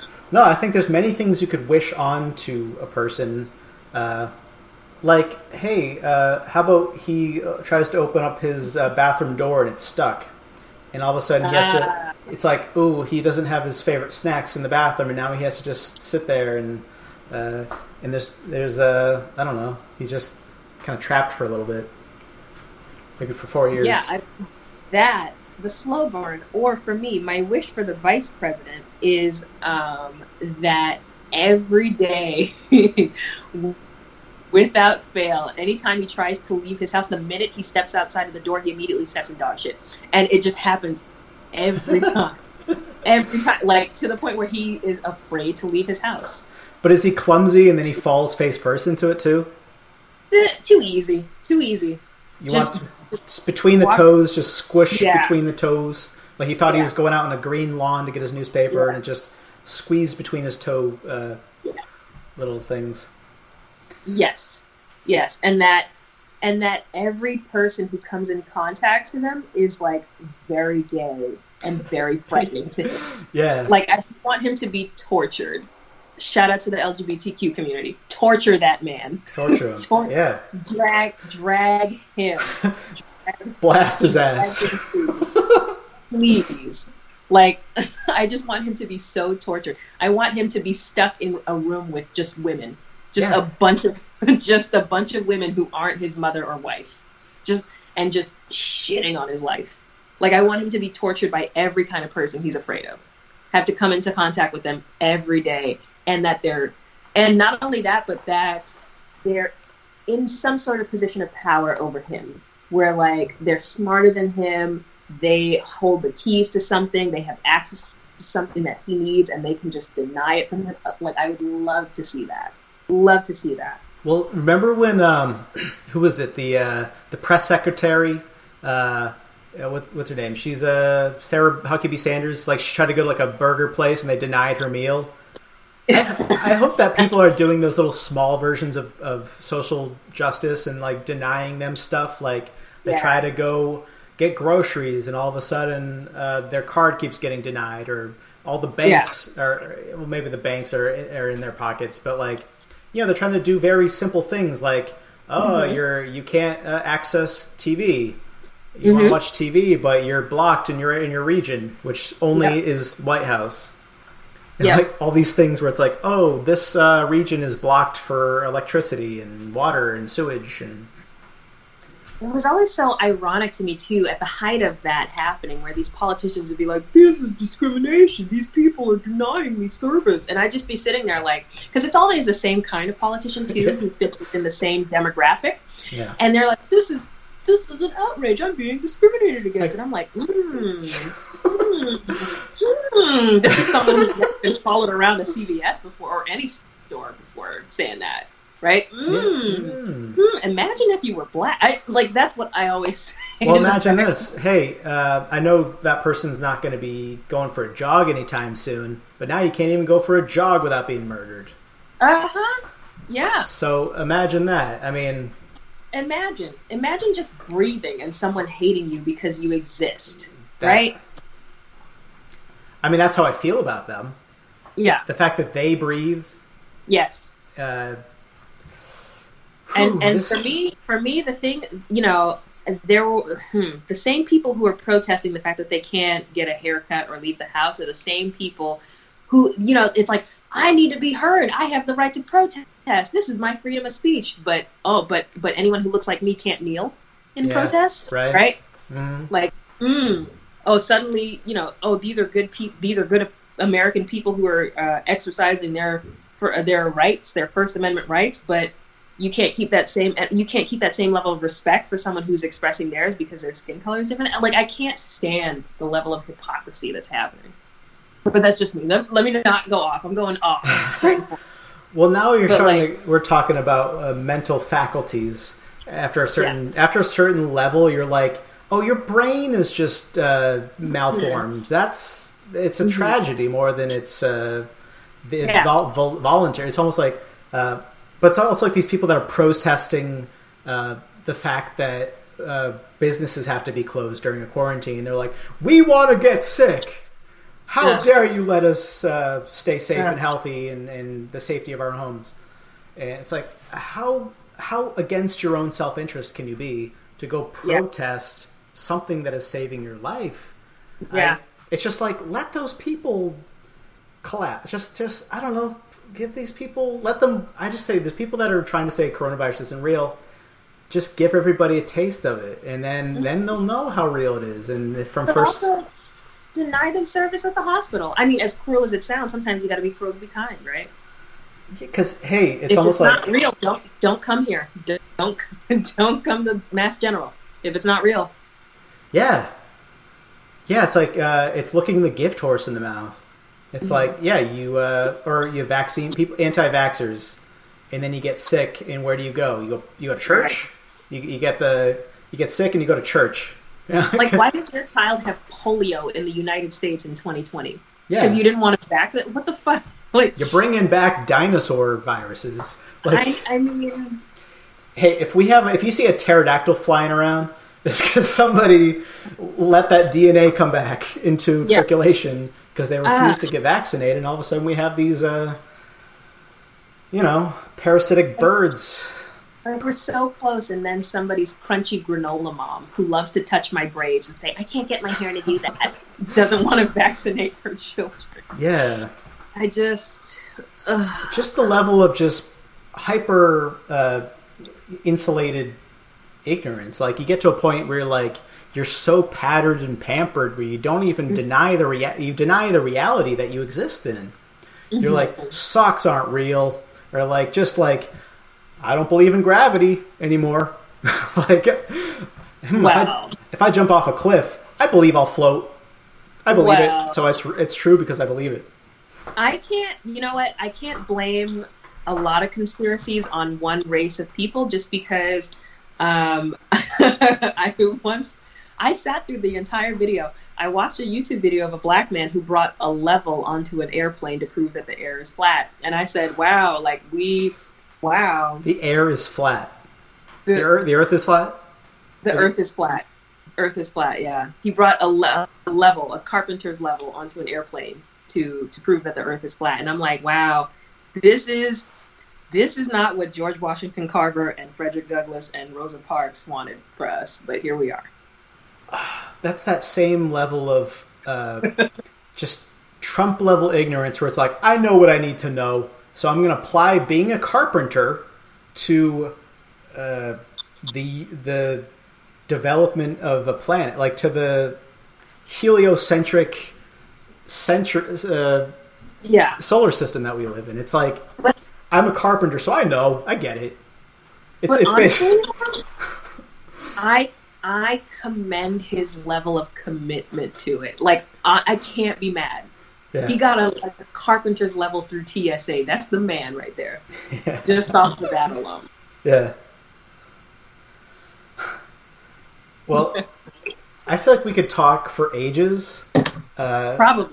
We could talk all the way to the next pandemic that people don't take seriously.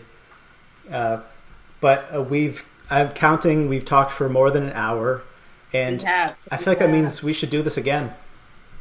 Probably. I'll be around. What the fuck have I got to do? Yeah. What other house am I going to? What other... Yeah.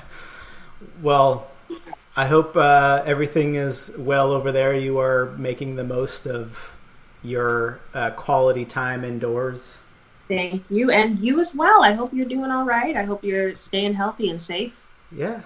Doing the best I can, just trying to keep the spirits high is one of the biggest battles. Hell yeah. Well, keep on keeping on, and hope you have a great night. Thank you. You too. All right. Bye. Bye. That was Tooky Kavanaugh. Oh, that was so much fun. I could have talked for ages. Just talking about this and that and the whole thing, and going from talking about books about boogers to how violently frustrating our structural government is right now. But hey, we have more show happening here, and we're gonna try to walk away from some of these frustrations as much as we can. But I think this is a prime time to take a good old-fashioned commercial break. Don't you like commercials? Don't you like buying stuff?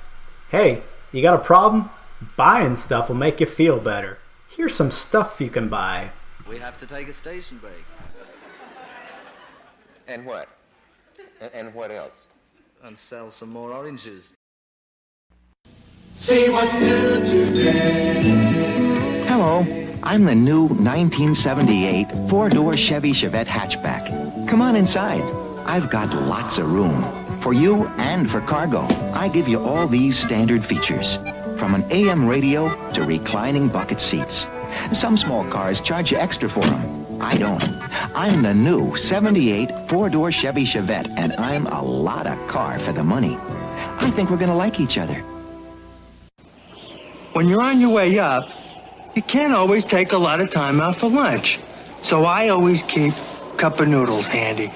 All you do is add hot water and hang around for about 3 minutes. And you got it. A meal in a cup. Comes in 3 great flavors, too. Beef, shrimp, and... chicken! Chicken!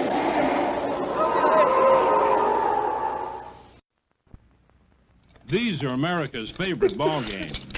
Baseball, football, basketball. Introducing Screwball. America's newest ball game. Screwball's a puzzle that's easy to take apart, but hard to put together. I don't think it can be done. That's a little guy in the end doodle. He's not saying anything. Just pepper in the Super Bowl. It's all fouled up, Chrissy. I don't know how to work a screwball. Hey, look at him. He's done it. Screwball, America's newest ball game. Can I have your autograph? Me too. Give me one for my mother. All beef patties, pickles, sauce, lettuce, cheese, and there's pickles, no. Pickles, cheese, oh. Lettuce and onion, sesame, all seed bun. I think they're describing a big... 2 all beef patty, special sauce, lettuce, cheese, pickles, onions on a sesame seed bun. Say that again. 2 all beef patty, special sauce, lettuce, cheese, pickles, onions on a sesame seed bun. 2 all beef patty, special sauce, lettuce, cheese, onions, pickles, onions on a... McDonald's Big Mac, the big sandwich with the great big taste that everybody's talking about. Sesame seed bun, and we forgot the onions. Yes, it did. Yes, it did say onions. Are you sure? It said onions. All right. 2 all beef patty, special sauce, lettuce, cheese, pickles, onions on a sesame seed bun. McDonald's Big Mac, the great big sandwich with a great big taste. Lettuce, Pickles, cheese. Hey, that's a... Big Mac. You deserve a break today at McDonald's. Where your dollar gets a break every day. Far out. I'll tell him. Mr. Sessfeld, you may be a top producer, but your breath is a flop. You need scope in the morning. You're a regular critic. Mr. Sessfeld. This scope better work. Scope helps clean away morning mouth film, a principal cause of bad breath, because Scope has a powerful combination of ingredients. Scope's great. My breath feels fresh. Thanks. Now try keeping in step. Scope in the morning, every morning.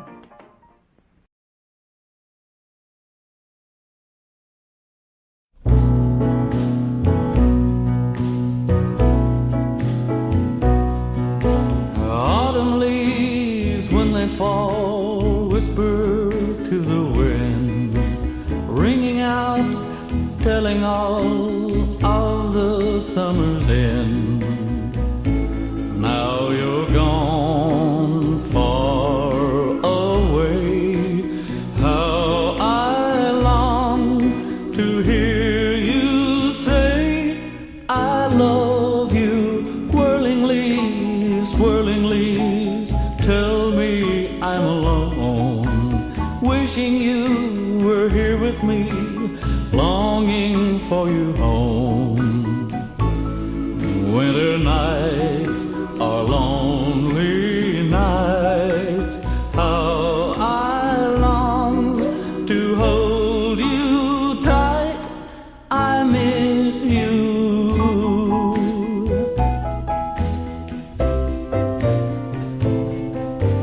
Gentle breeze in the trees will tell me spring is here, and I'll feel anxiety knowing you'll be near. Summer nights, I'll hold you tight under the moon above. You'll be my summer love.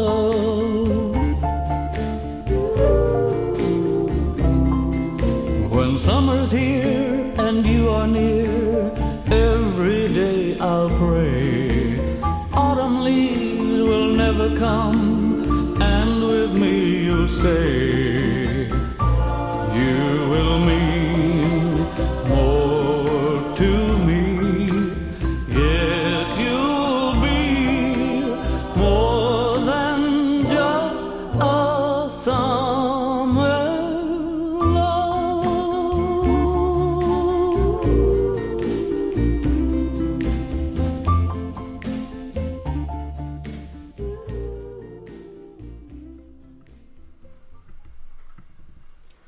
That's Roy Orbison singing those smooth tunes. That is Summer Love. The old lonely soul himself singing for the lonely boys and girls out there right now who are stuck in their homes on a Friday night without shit to do, without places to be, without access, without the kind of joy facilitators that we rely on. We have to produce our own joy, or else try to create a kind of community where we can share joy amongst ourselves. And hey, wouldn't it be cool if we all broke free from the old system, the old thing, like the thing we've been doing for the past, umpteenth years, relying on this system of shit being delivered in a system, everything's packaged and already prepared. And from birth to death, it's all there. It's all, here's your entertainment, here's your distraction empire. But make sure you also are fully detached and alienated from each other, in siloing off into these lonely existences, or it's all virtual and cyber, where we are losing touch with our roots and our humanity. It is upon us to take this time when all the shit's broken and not functioning properly, to say, hey, let's band together as humans and say, we're taking our shit back. We are taking it back, and we are building up our own shit. Hey, Hollywood's been having fun for a long time. Let's make a new Hollywood. All these institutions that have been around, start from scratch. Make a new thing. It wasn't designed well. It's showing how flimsy it is. Redesign it. A lot of things could use a good overhaul. Something's structurally unsound. Get a new thing. That's why startups eclipse these big old dog companies, because they're faster and they've had the chance to innovate, and they aren't dependent upon job security and appeasing this legacious institution. They're saying, hey, I'm going to be a disruptor and do it my way, figure out the best way to do it, and do it that way, and it's the most efficient way. And just because you have to create jobs and maintain just a non-stop machine, we're going to take a few beats and figure it out and make it better. Why don't we start thinking like that and say, hey, all the shit that's broken, make a new shit, bring it to market. And once people realize how efficient it is and how it was designed by an idealistic child who had the time to not be suckered into the job market and have that be his sole priority, is appeasing big old God economy. It's about making shit better, not the same. And there's a downfall in sustainability. Sometimes it's so sustainable, it's sustaining you right out of it.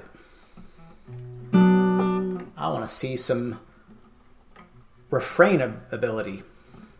Refrain from the shit and create new shit. And while I say that, I'm going to play some old shit, because you can appreciate the past while also looking ahead and saying, how can we build upon it? How can we take the good from the past and leave behind the shit, but still remember the bad parts of history?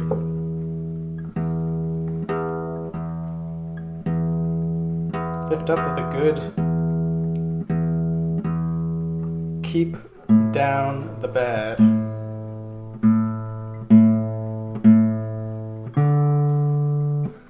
Hi, I'm a guitar slapping preacher boy. I'm leading a sermon over some ukulele music. I like how when you go to a church, like one of those those old institutional churches, like the those young the types of Christian churches, like the mega churches where they play like contemporary rock, but it always sounds like slightly not cool. Like it's always less than rock music, but they're trying to play rock music, and they're always crowding too many lyrics in there. But then they have all the drummer on stage and the person with the wind chimes and the lead guitarist who used to be in a band that had a lot of sex and did a lot of drugs, but then like was saved. But they're like still technically good at guitar. They play like a melodic like this kind of inspirational thing underneath the guy talking about the thing. He's trying to get you to donate some money so he can buy a bigger car. Where it's like, that's not that cool. It's like,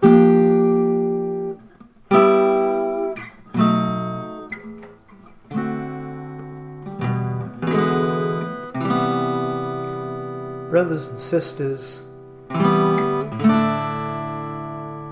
we are so blessed. It's like, buddy, you're not fooling me just because you're playing some gentle chords underneath what you're saying. Doesn't make it any less of a lie. Oh,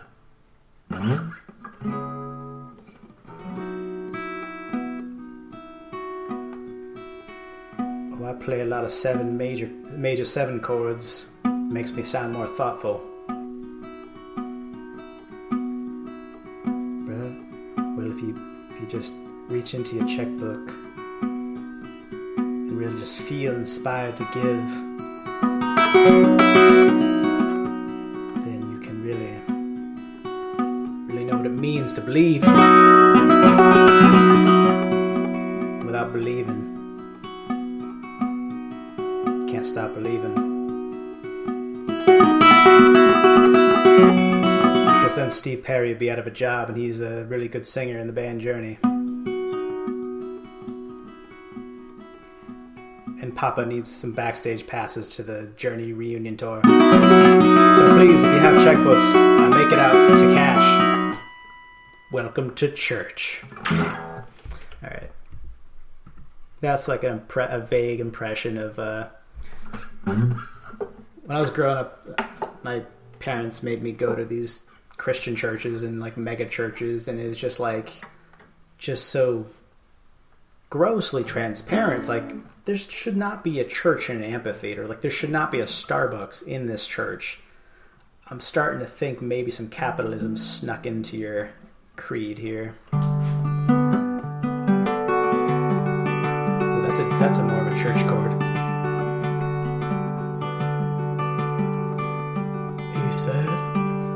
He says it like an old man gravelly voice where he's like, and he said,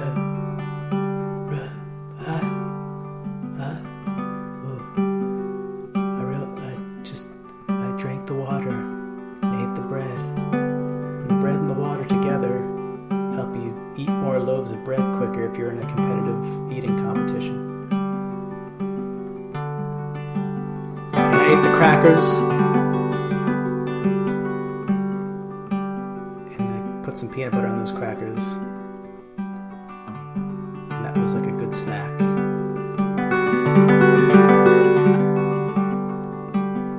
And then we had the fish with the wine, and with the fish and the wine, we didn't know if we'd have room for dessert.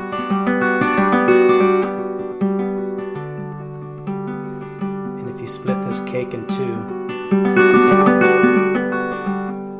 then we can each eat half of a cake. I had a thought. It's not music related. It's more of just a thought out loud kind of thing. You always hear people say, you can't have your cake and eat it too. Well, why? Why have cake? I mean, are you just having it? Just having it and not eating it? Seems like a waste of cake. Seems like if you're going to have it, you should eat it. Otherwise, what are you, just looking at it? What do you just go out and pick up a cake somewhere and you just have it and you don't eat it? What are you, a cake pervert? That cough is due to me yapping too much. I caught the yap virus. Too much, not enough liquids, too much of a sandwich, too much of a talking nonstop, too much of a good time, it was the best of times, it was the worst of times. Alright, this is a song. I didn't write it. But if you don't know who did, then let's just say I wrote it. It was a Paul Simon song. Let me just make sure I'm not blasting the levels, because that has happened and I listen back and I'm like, ooh, a little too high. goggle box. The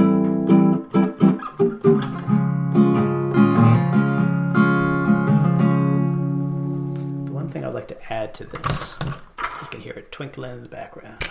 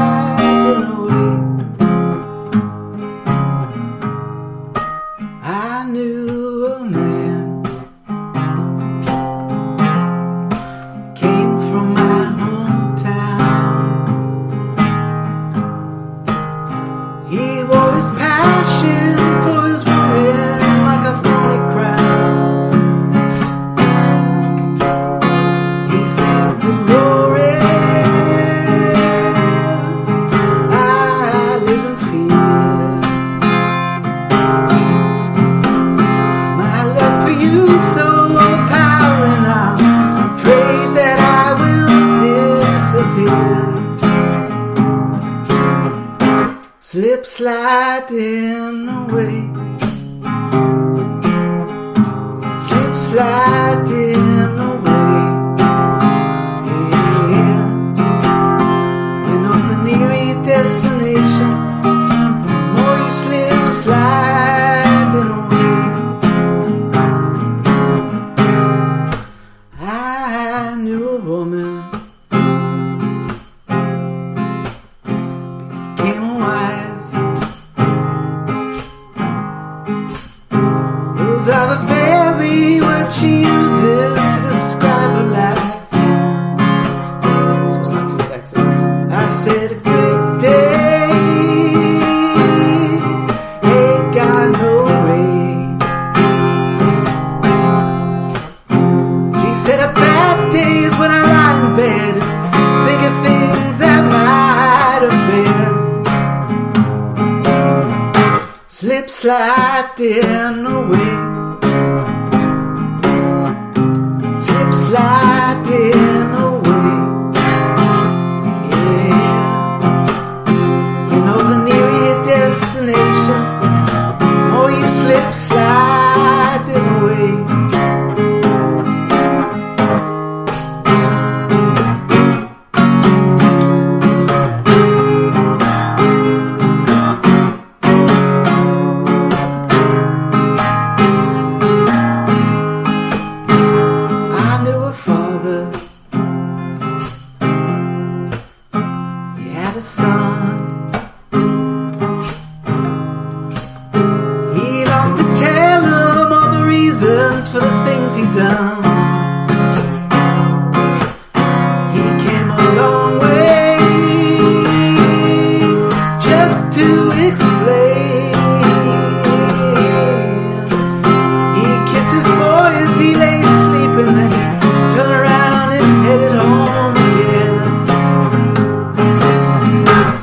Sliding away.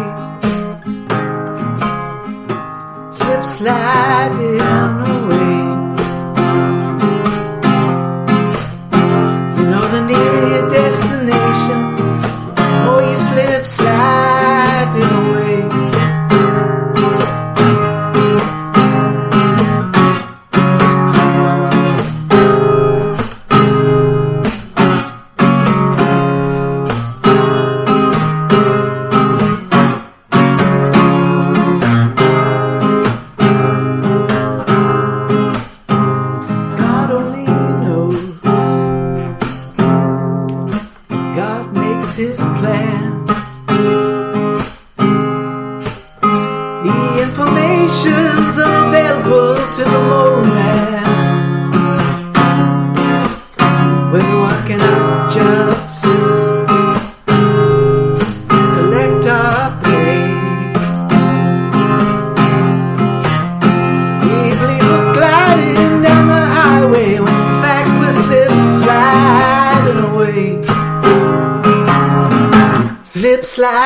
sliding away. Slip sliding away. You know the nearer your destination, the more you slip sliding away. Slip sliding away. Slip sliding away. You know the nearer your destination, the more you slip sliding away.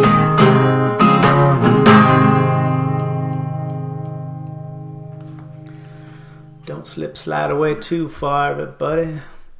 These times are tough, but if you got the grit and you keep your head up and keep your head down. Keep your head down, but also keep your head up. Keep your head down, but keep your neck up. Now keep your neck down, but don't hold your nose up too high at anybody, because that would be disrespectful. Keep your back in alignment. Make sure you sit up straight, stand up straight. Sit up when you're talking, and make good eye contact, and then look directly into the sun, and then you'll be okay. That is my advice to you. So that was Slip Sliding Away by Paul Simon. Got some other songs here to play. One song that is like brand new into something I want to play, but some other songs I've been playing for a good while. I've been busking in the streets of Boston with some of these songs for years, for summers, for a while, and really hammering them to an incidental audience on Newbury Street, in the Park Street subway, in the Boston Common, and all sorts of areas. There was one year where I was just belting out tunes on the 4th of July right around Copley, just to all the banks and the big artifices. And it was the 4th of July where I played a Bruce Springsteen song. It was actually Born on the 4th of July. And I wasn't born on the 4th of July, but that was the name of the song. This couple came. They were drunk because it was the 4th of July, and that is okay to do, I guess, in a special occasion like that. And I played that song, and both the man and the lady counterpart both gave me $20 each. Or was it like $50? They gave me a lot of money just in that song. So that was a highlight of the busking, where I was playing to the capacity of a stadium with 2 people actually listening and making as much money as you'll ever make playing music in this town, or even less if you're trying to do comedy in this town. But that's just that's art appreciation, and welcome to Boston. Whereas I think Tooky, we were talking about it pretty well, that hey, it's a fixer-upper town, and it's all about bringing the progress to the place that needs it most, as opposed to living in a place that already has the progress and you're just reaping the benefits of it. There's a fight or flight kind of thought there, and I think that is to say this is a town full of fighters. Not necessarily in a bad way, but more in a fighting the good fight. There's also some people just punching each other in a bar. That happens quite a bit. But there's also just the fighting against the man. Fighting against Charlie Baker. Fighting against, don't vote for Biden. Should have been Bernie or Warren or the hybrid. Put those 2 people together, make like a Dr. Moreau kind of hybrid between the 2. Put their heads together, make it just one person, and make that person the president. Or just have one be a president, have the other be a vice president. Doesn't matter who, but that would be that's how we'd get some progress, some common sense, people loving for once. All right, so I'm gonna quit my belly aching and see if we're gonna have a second conversation here. We might have surpassed that. Well, I will not deny you the identity of comic magician Mike Harrington. I do have a clip where he performed at Carolyn's, so that will take the place of a conversation. We were having some issues trying to get synced up on Skype, as in he did not have an account, and we had to go through the rigmarole of, hey, Microsoft, we don't want to get your newsletters, but we would like to use Skype. And there was a whole kind of difficulty in trying to make that happen. But that being said, we might have to rely on the fact that we had a grand old conversation with Tooky Kavanaugh, and I hope that was delightful enough of a conversation for all of you to eavesdrop and listen on and enjoy the merits of. Well, how about I play one song? I'll play Mike doing some stand-up, and then we'll close out in a grand old fashion. How's that sound? That sounds great. Oh, did you say it sounds great? I heard you. Actually, I think the microphone picked it up. I don't know how loud were you saying it? All right. Hey, this is American Idol. You take your vote. Would you like to hear I Saw the Light by Todd Rundgren? Press 1 on your touch-tone phone now. Would you like to hear 500 Miles by Peter, Paul, and Mary? Push 2. Would you like to hear Because the Night by Patti Smith? Push 3. We will wait to tally your votes. And then this podcast goes till November. All right. Let's see. How about I play one I played more often, and then we'll flow through it. We'll just kind of... This is a pretty decent one. Or we could just hear me sigh into a microphone and call that a show.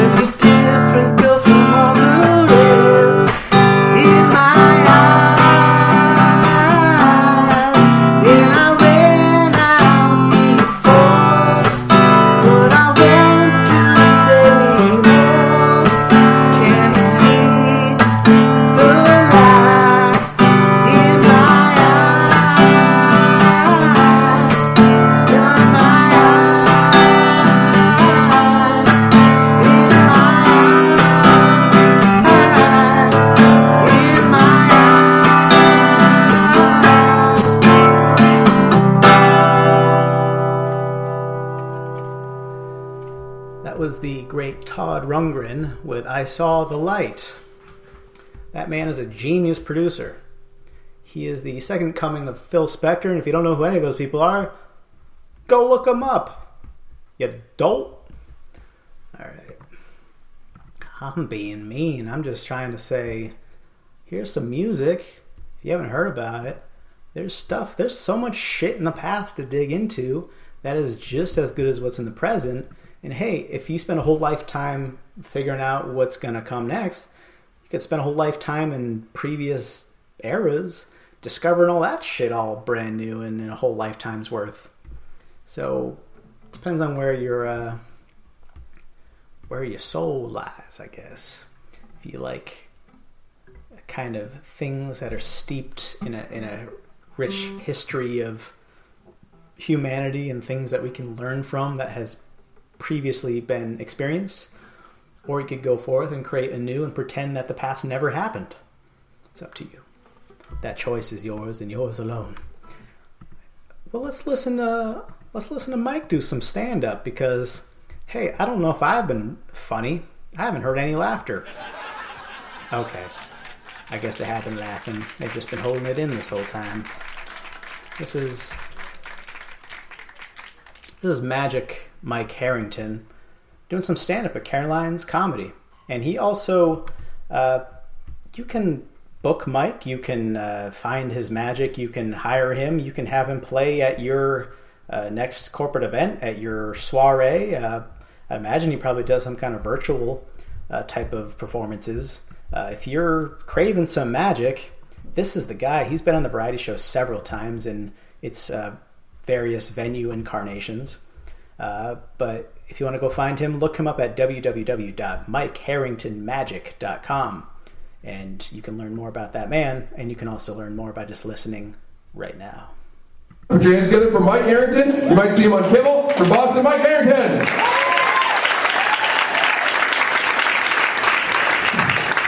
Oh, thank you guys. What is going on? Happy to be here. Just came up from Boston. Was listening to country music on my way here. Well, not because I like it. It just makes me feel better about drinking and driving. I got a beer in the dash. Hey, me too. Me too. No, I like New York, though. I'm happy to be here. I was walking around earlier, though, and I saw this homeless guy, so I gave him some change, and I asked, how are you doing?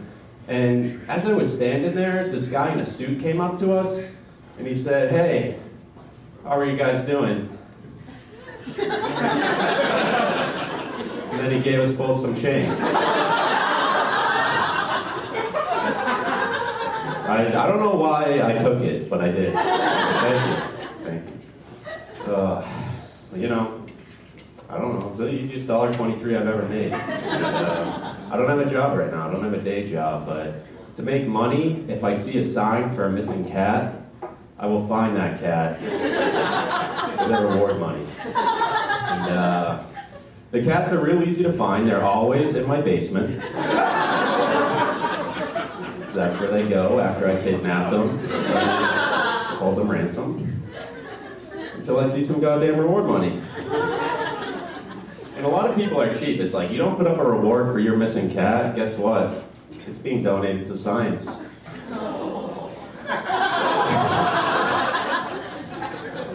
AKA Mythbuster-like experiments I conduct in my backyard. First myth I tested is whether or not cats have 9 lives. And that myth is totally busted. And so is my lawnmower.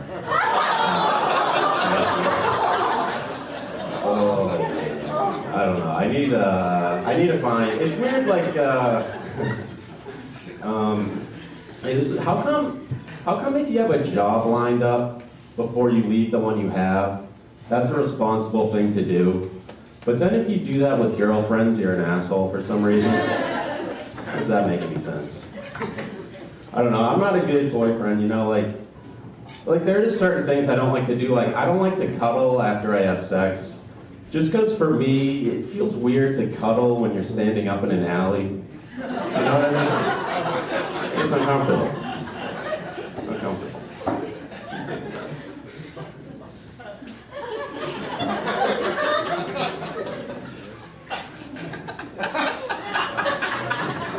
I was smoking weed yesterday in the woods with my friends, and my friend whistled, and he was like, "Hey, can you guys whistle?" And we could all whistle.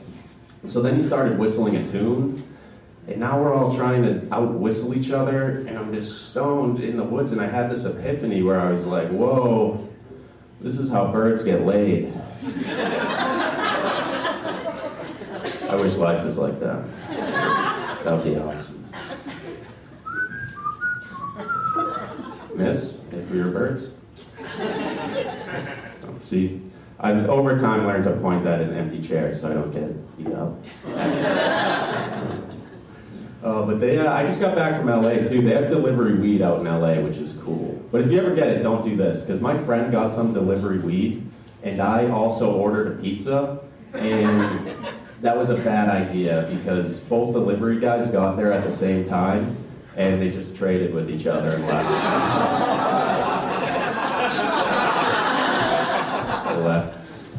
Left me with nothing. Oh, but the holiday season's coming up. I'm excited for the holidays. Hanukkah's important to me.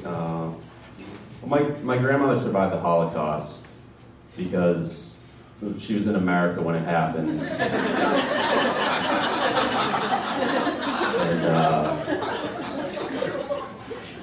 And also she's not Jewish, so no.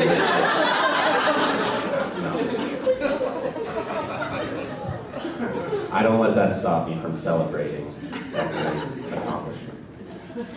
Oh, what else is going on? Oh, I don't know if you guys heard, Justin Bieber just got in a high-speed car accident. You guys heard about that? Yeah. See, that's a thing. Like some people say, I guess everyone's okay, but some people say, like, screw that kid, he's an asshole. And then other people say, oh, well, who could really handle all that fame at such a young age? And I think, what was I going to say about that? Oh yeah, I want to fuck that kid. I want to fuck him. Not in a sexual way, just like an alpha male type way. For some reason. Alright, that's my time. Thank you guys very much. Thank you for giving us here.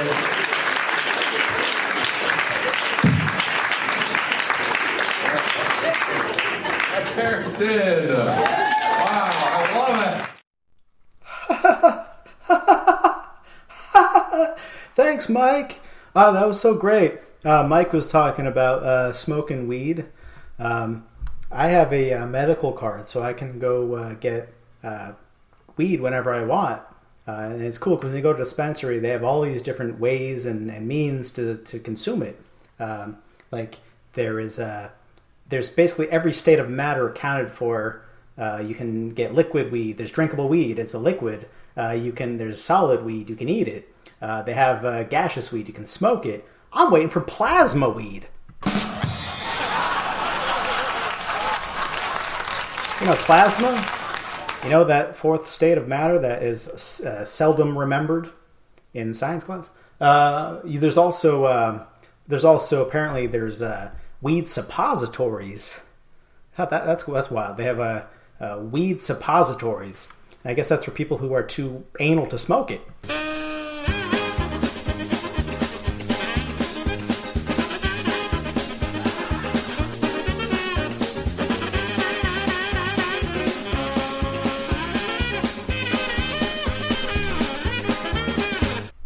Well, thank you, Yakety Sax. I thought that was amusing as well. I have a song, and then I have a goodbye to share with y'all. So let's, wherever you are, near or far, if you're in New York, if you're in Boston, if you're in California, if you're in China, if you're in Italy, if you're in Antarctica, if you're on Mars, this song is about distance between people and how don't forget about people wherever they are, and think about how we're all not that far from each other, but there's a train or there's a plane or there's a satellite dish between us all. In this case, it's a train because the song is written in the 60s.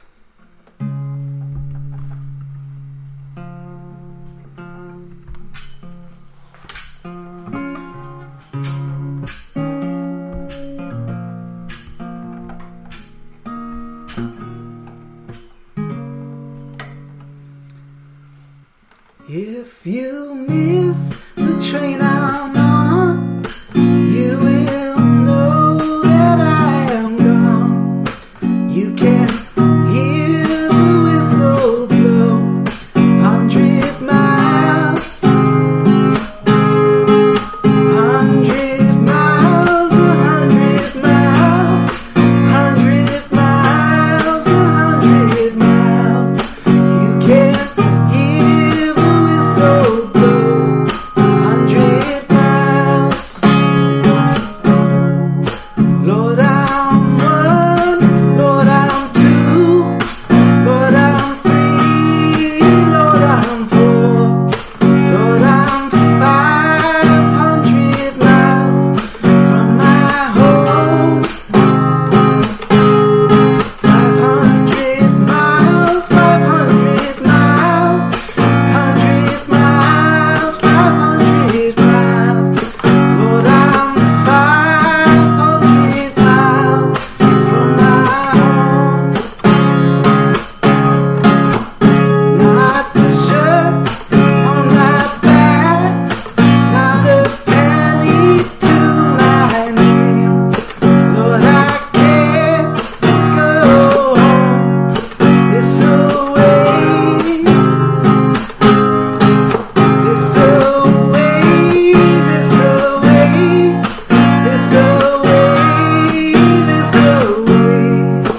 Lord, I can't go home this away. If you miss the train I'm on, you will know that I am gone. You can hear the whistle blow 100 miles. Wherever you are, near or far, home is where you are. And on that note, we say fare thee well until next time, which will be in 7 days. So come back again next Friday at 7 p.m. Make sure to head on directly to humanvarietyhour.com. And if you want to go to humanvarietyhour.com/podcast, you can download and check out and subscribe to episodes past and be in touch with us. And this is a song which we sing at the end of every show, live or virtual. And it goes a lot of something like this.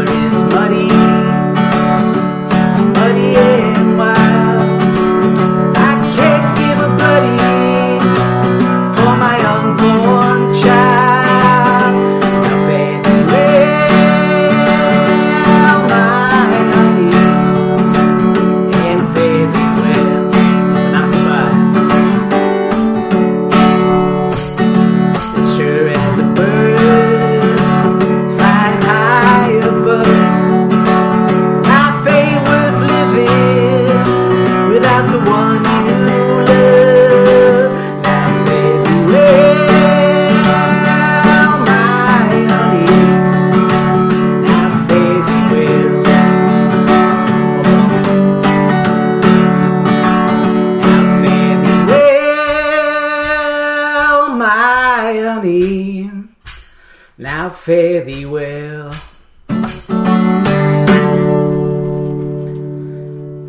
Thank you everybody for listening. Thank you for staying present. We'll see you again in 1 week. Mark the date. This is a weekly podcast. And I hope you all stay well. Wash your hands. Wash your ass. And have a good time out there. Enjoy this weekend. It's all about you. It's all about the world. It's all about creating joy where joy once was. And does not currently exist. But you make it exist. You do. Good night, everybody. The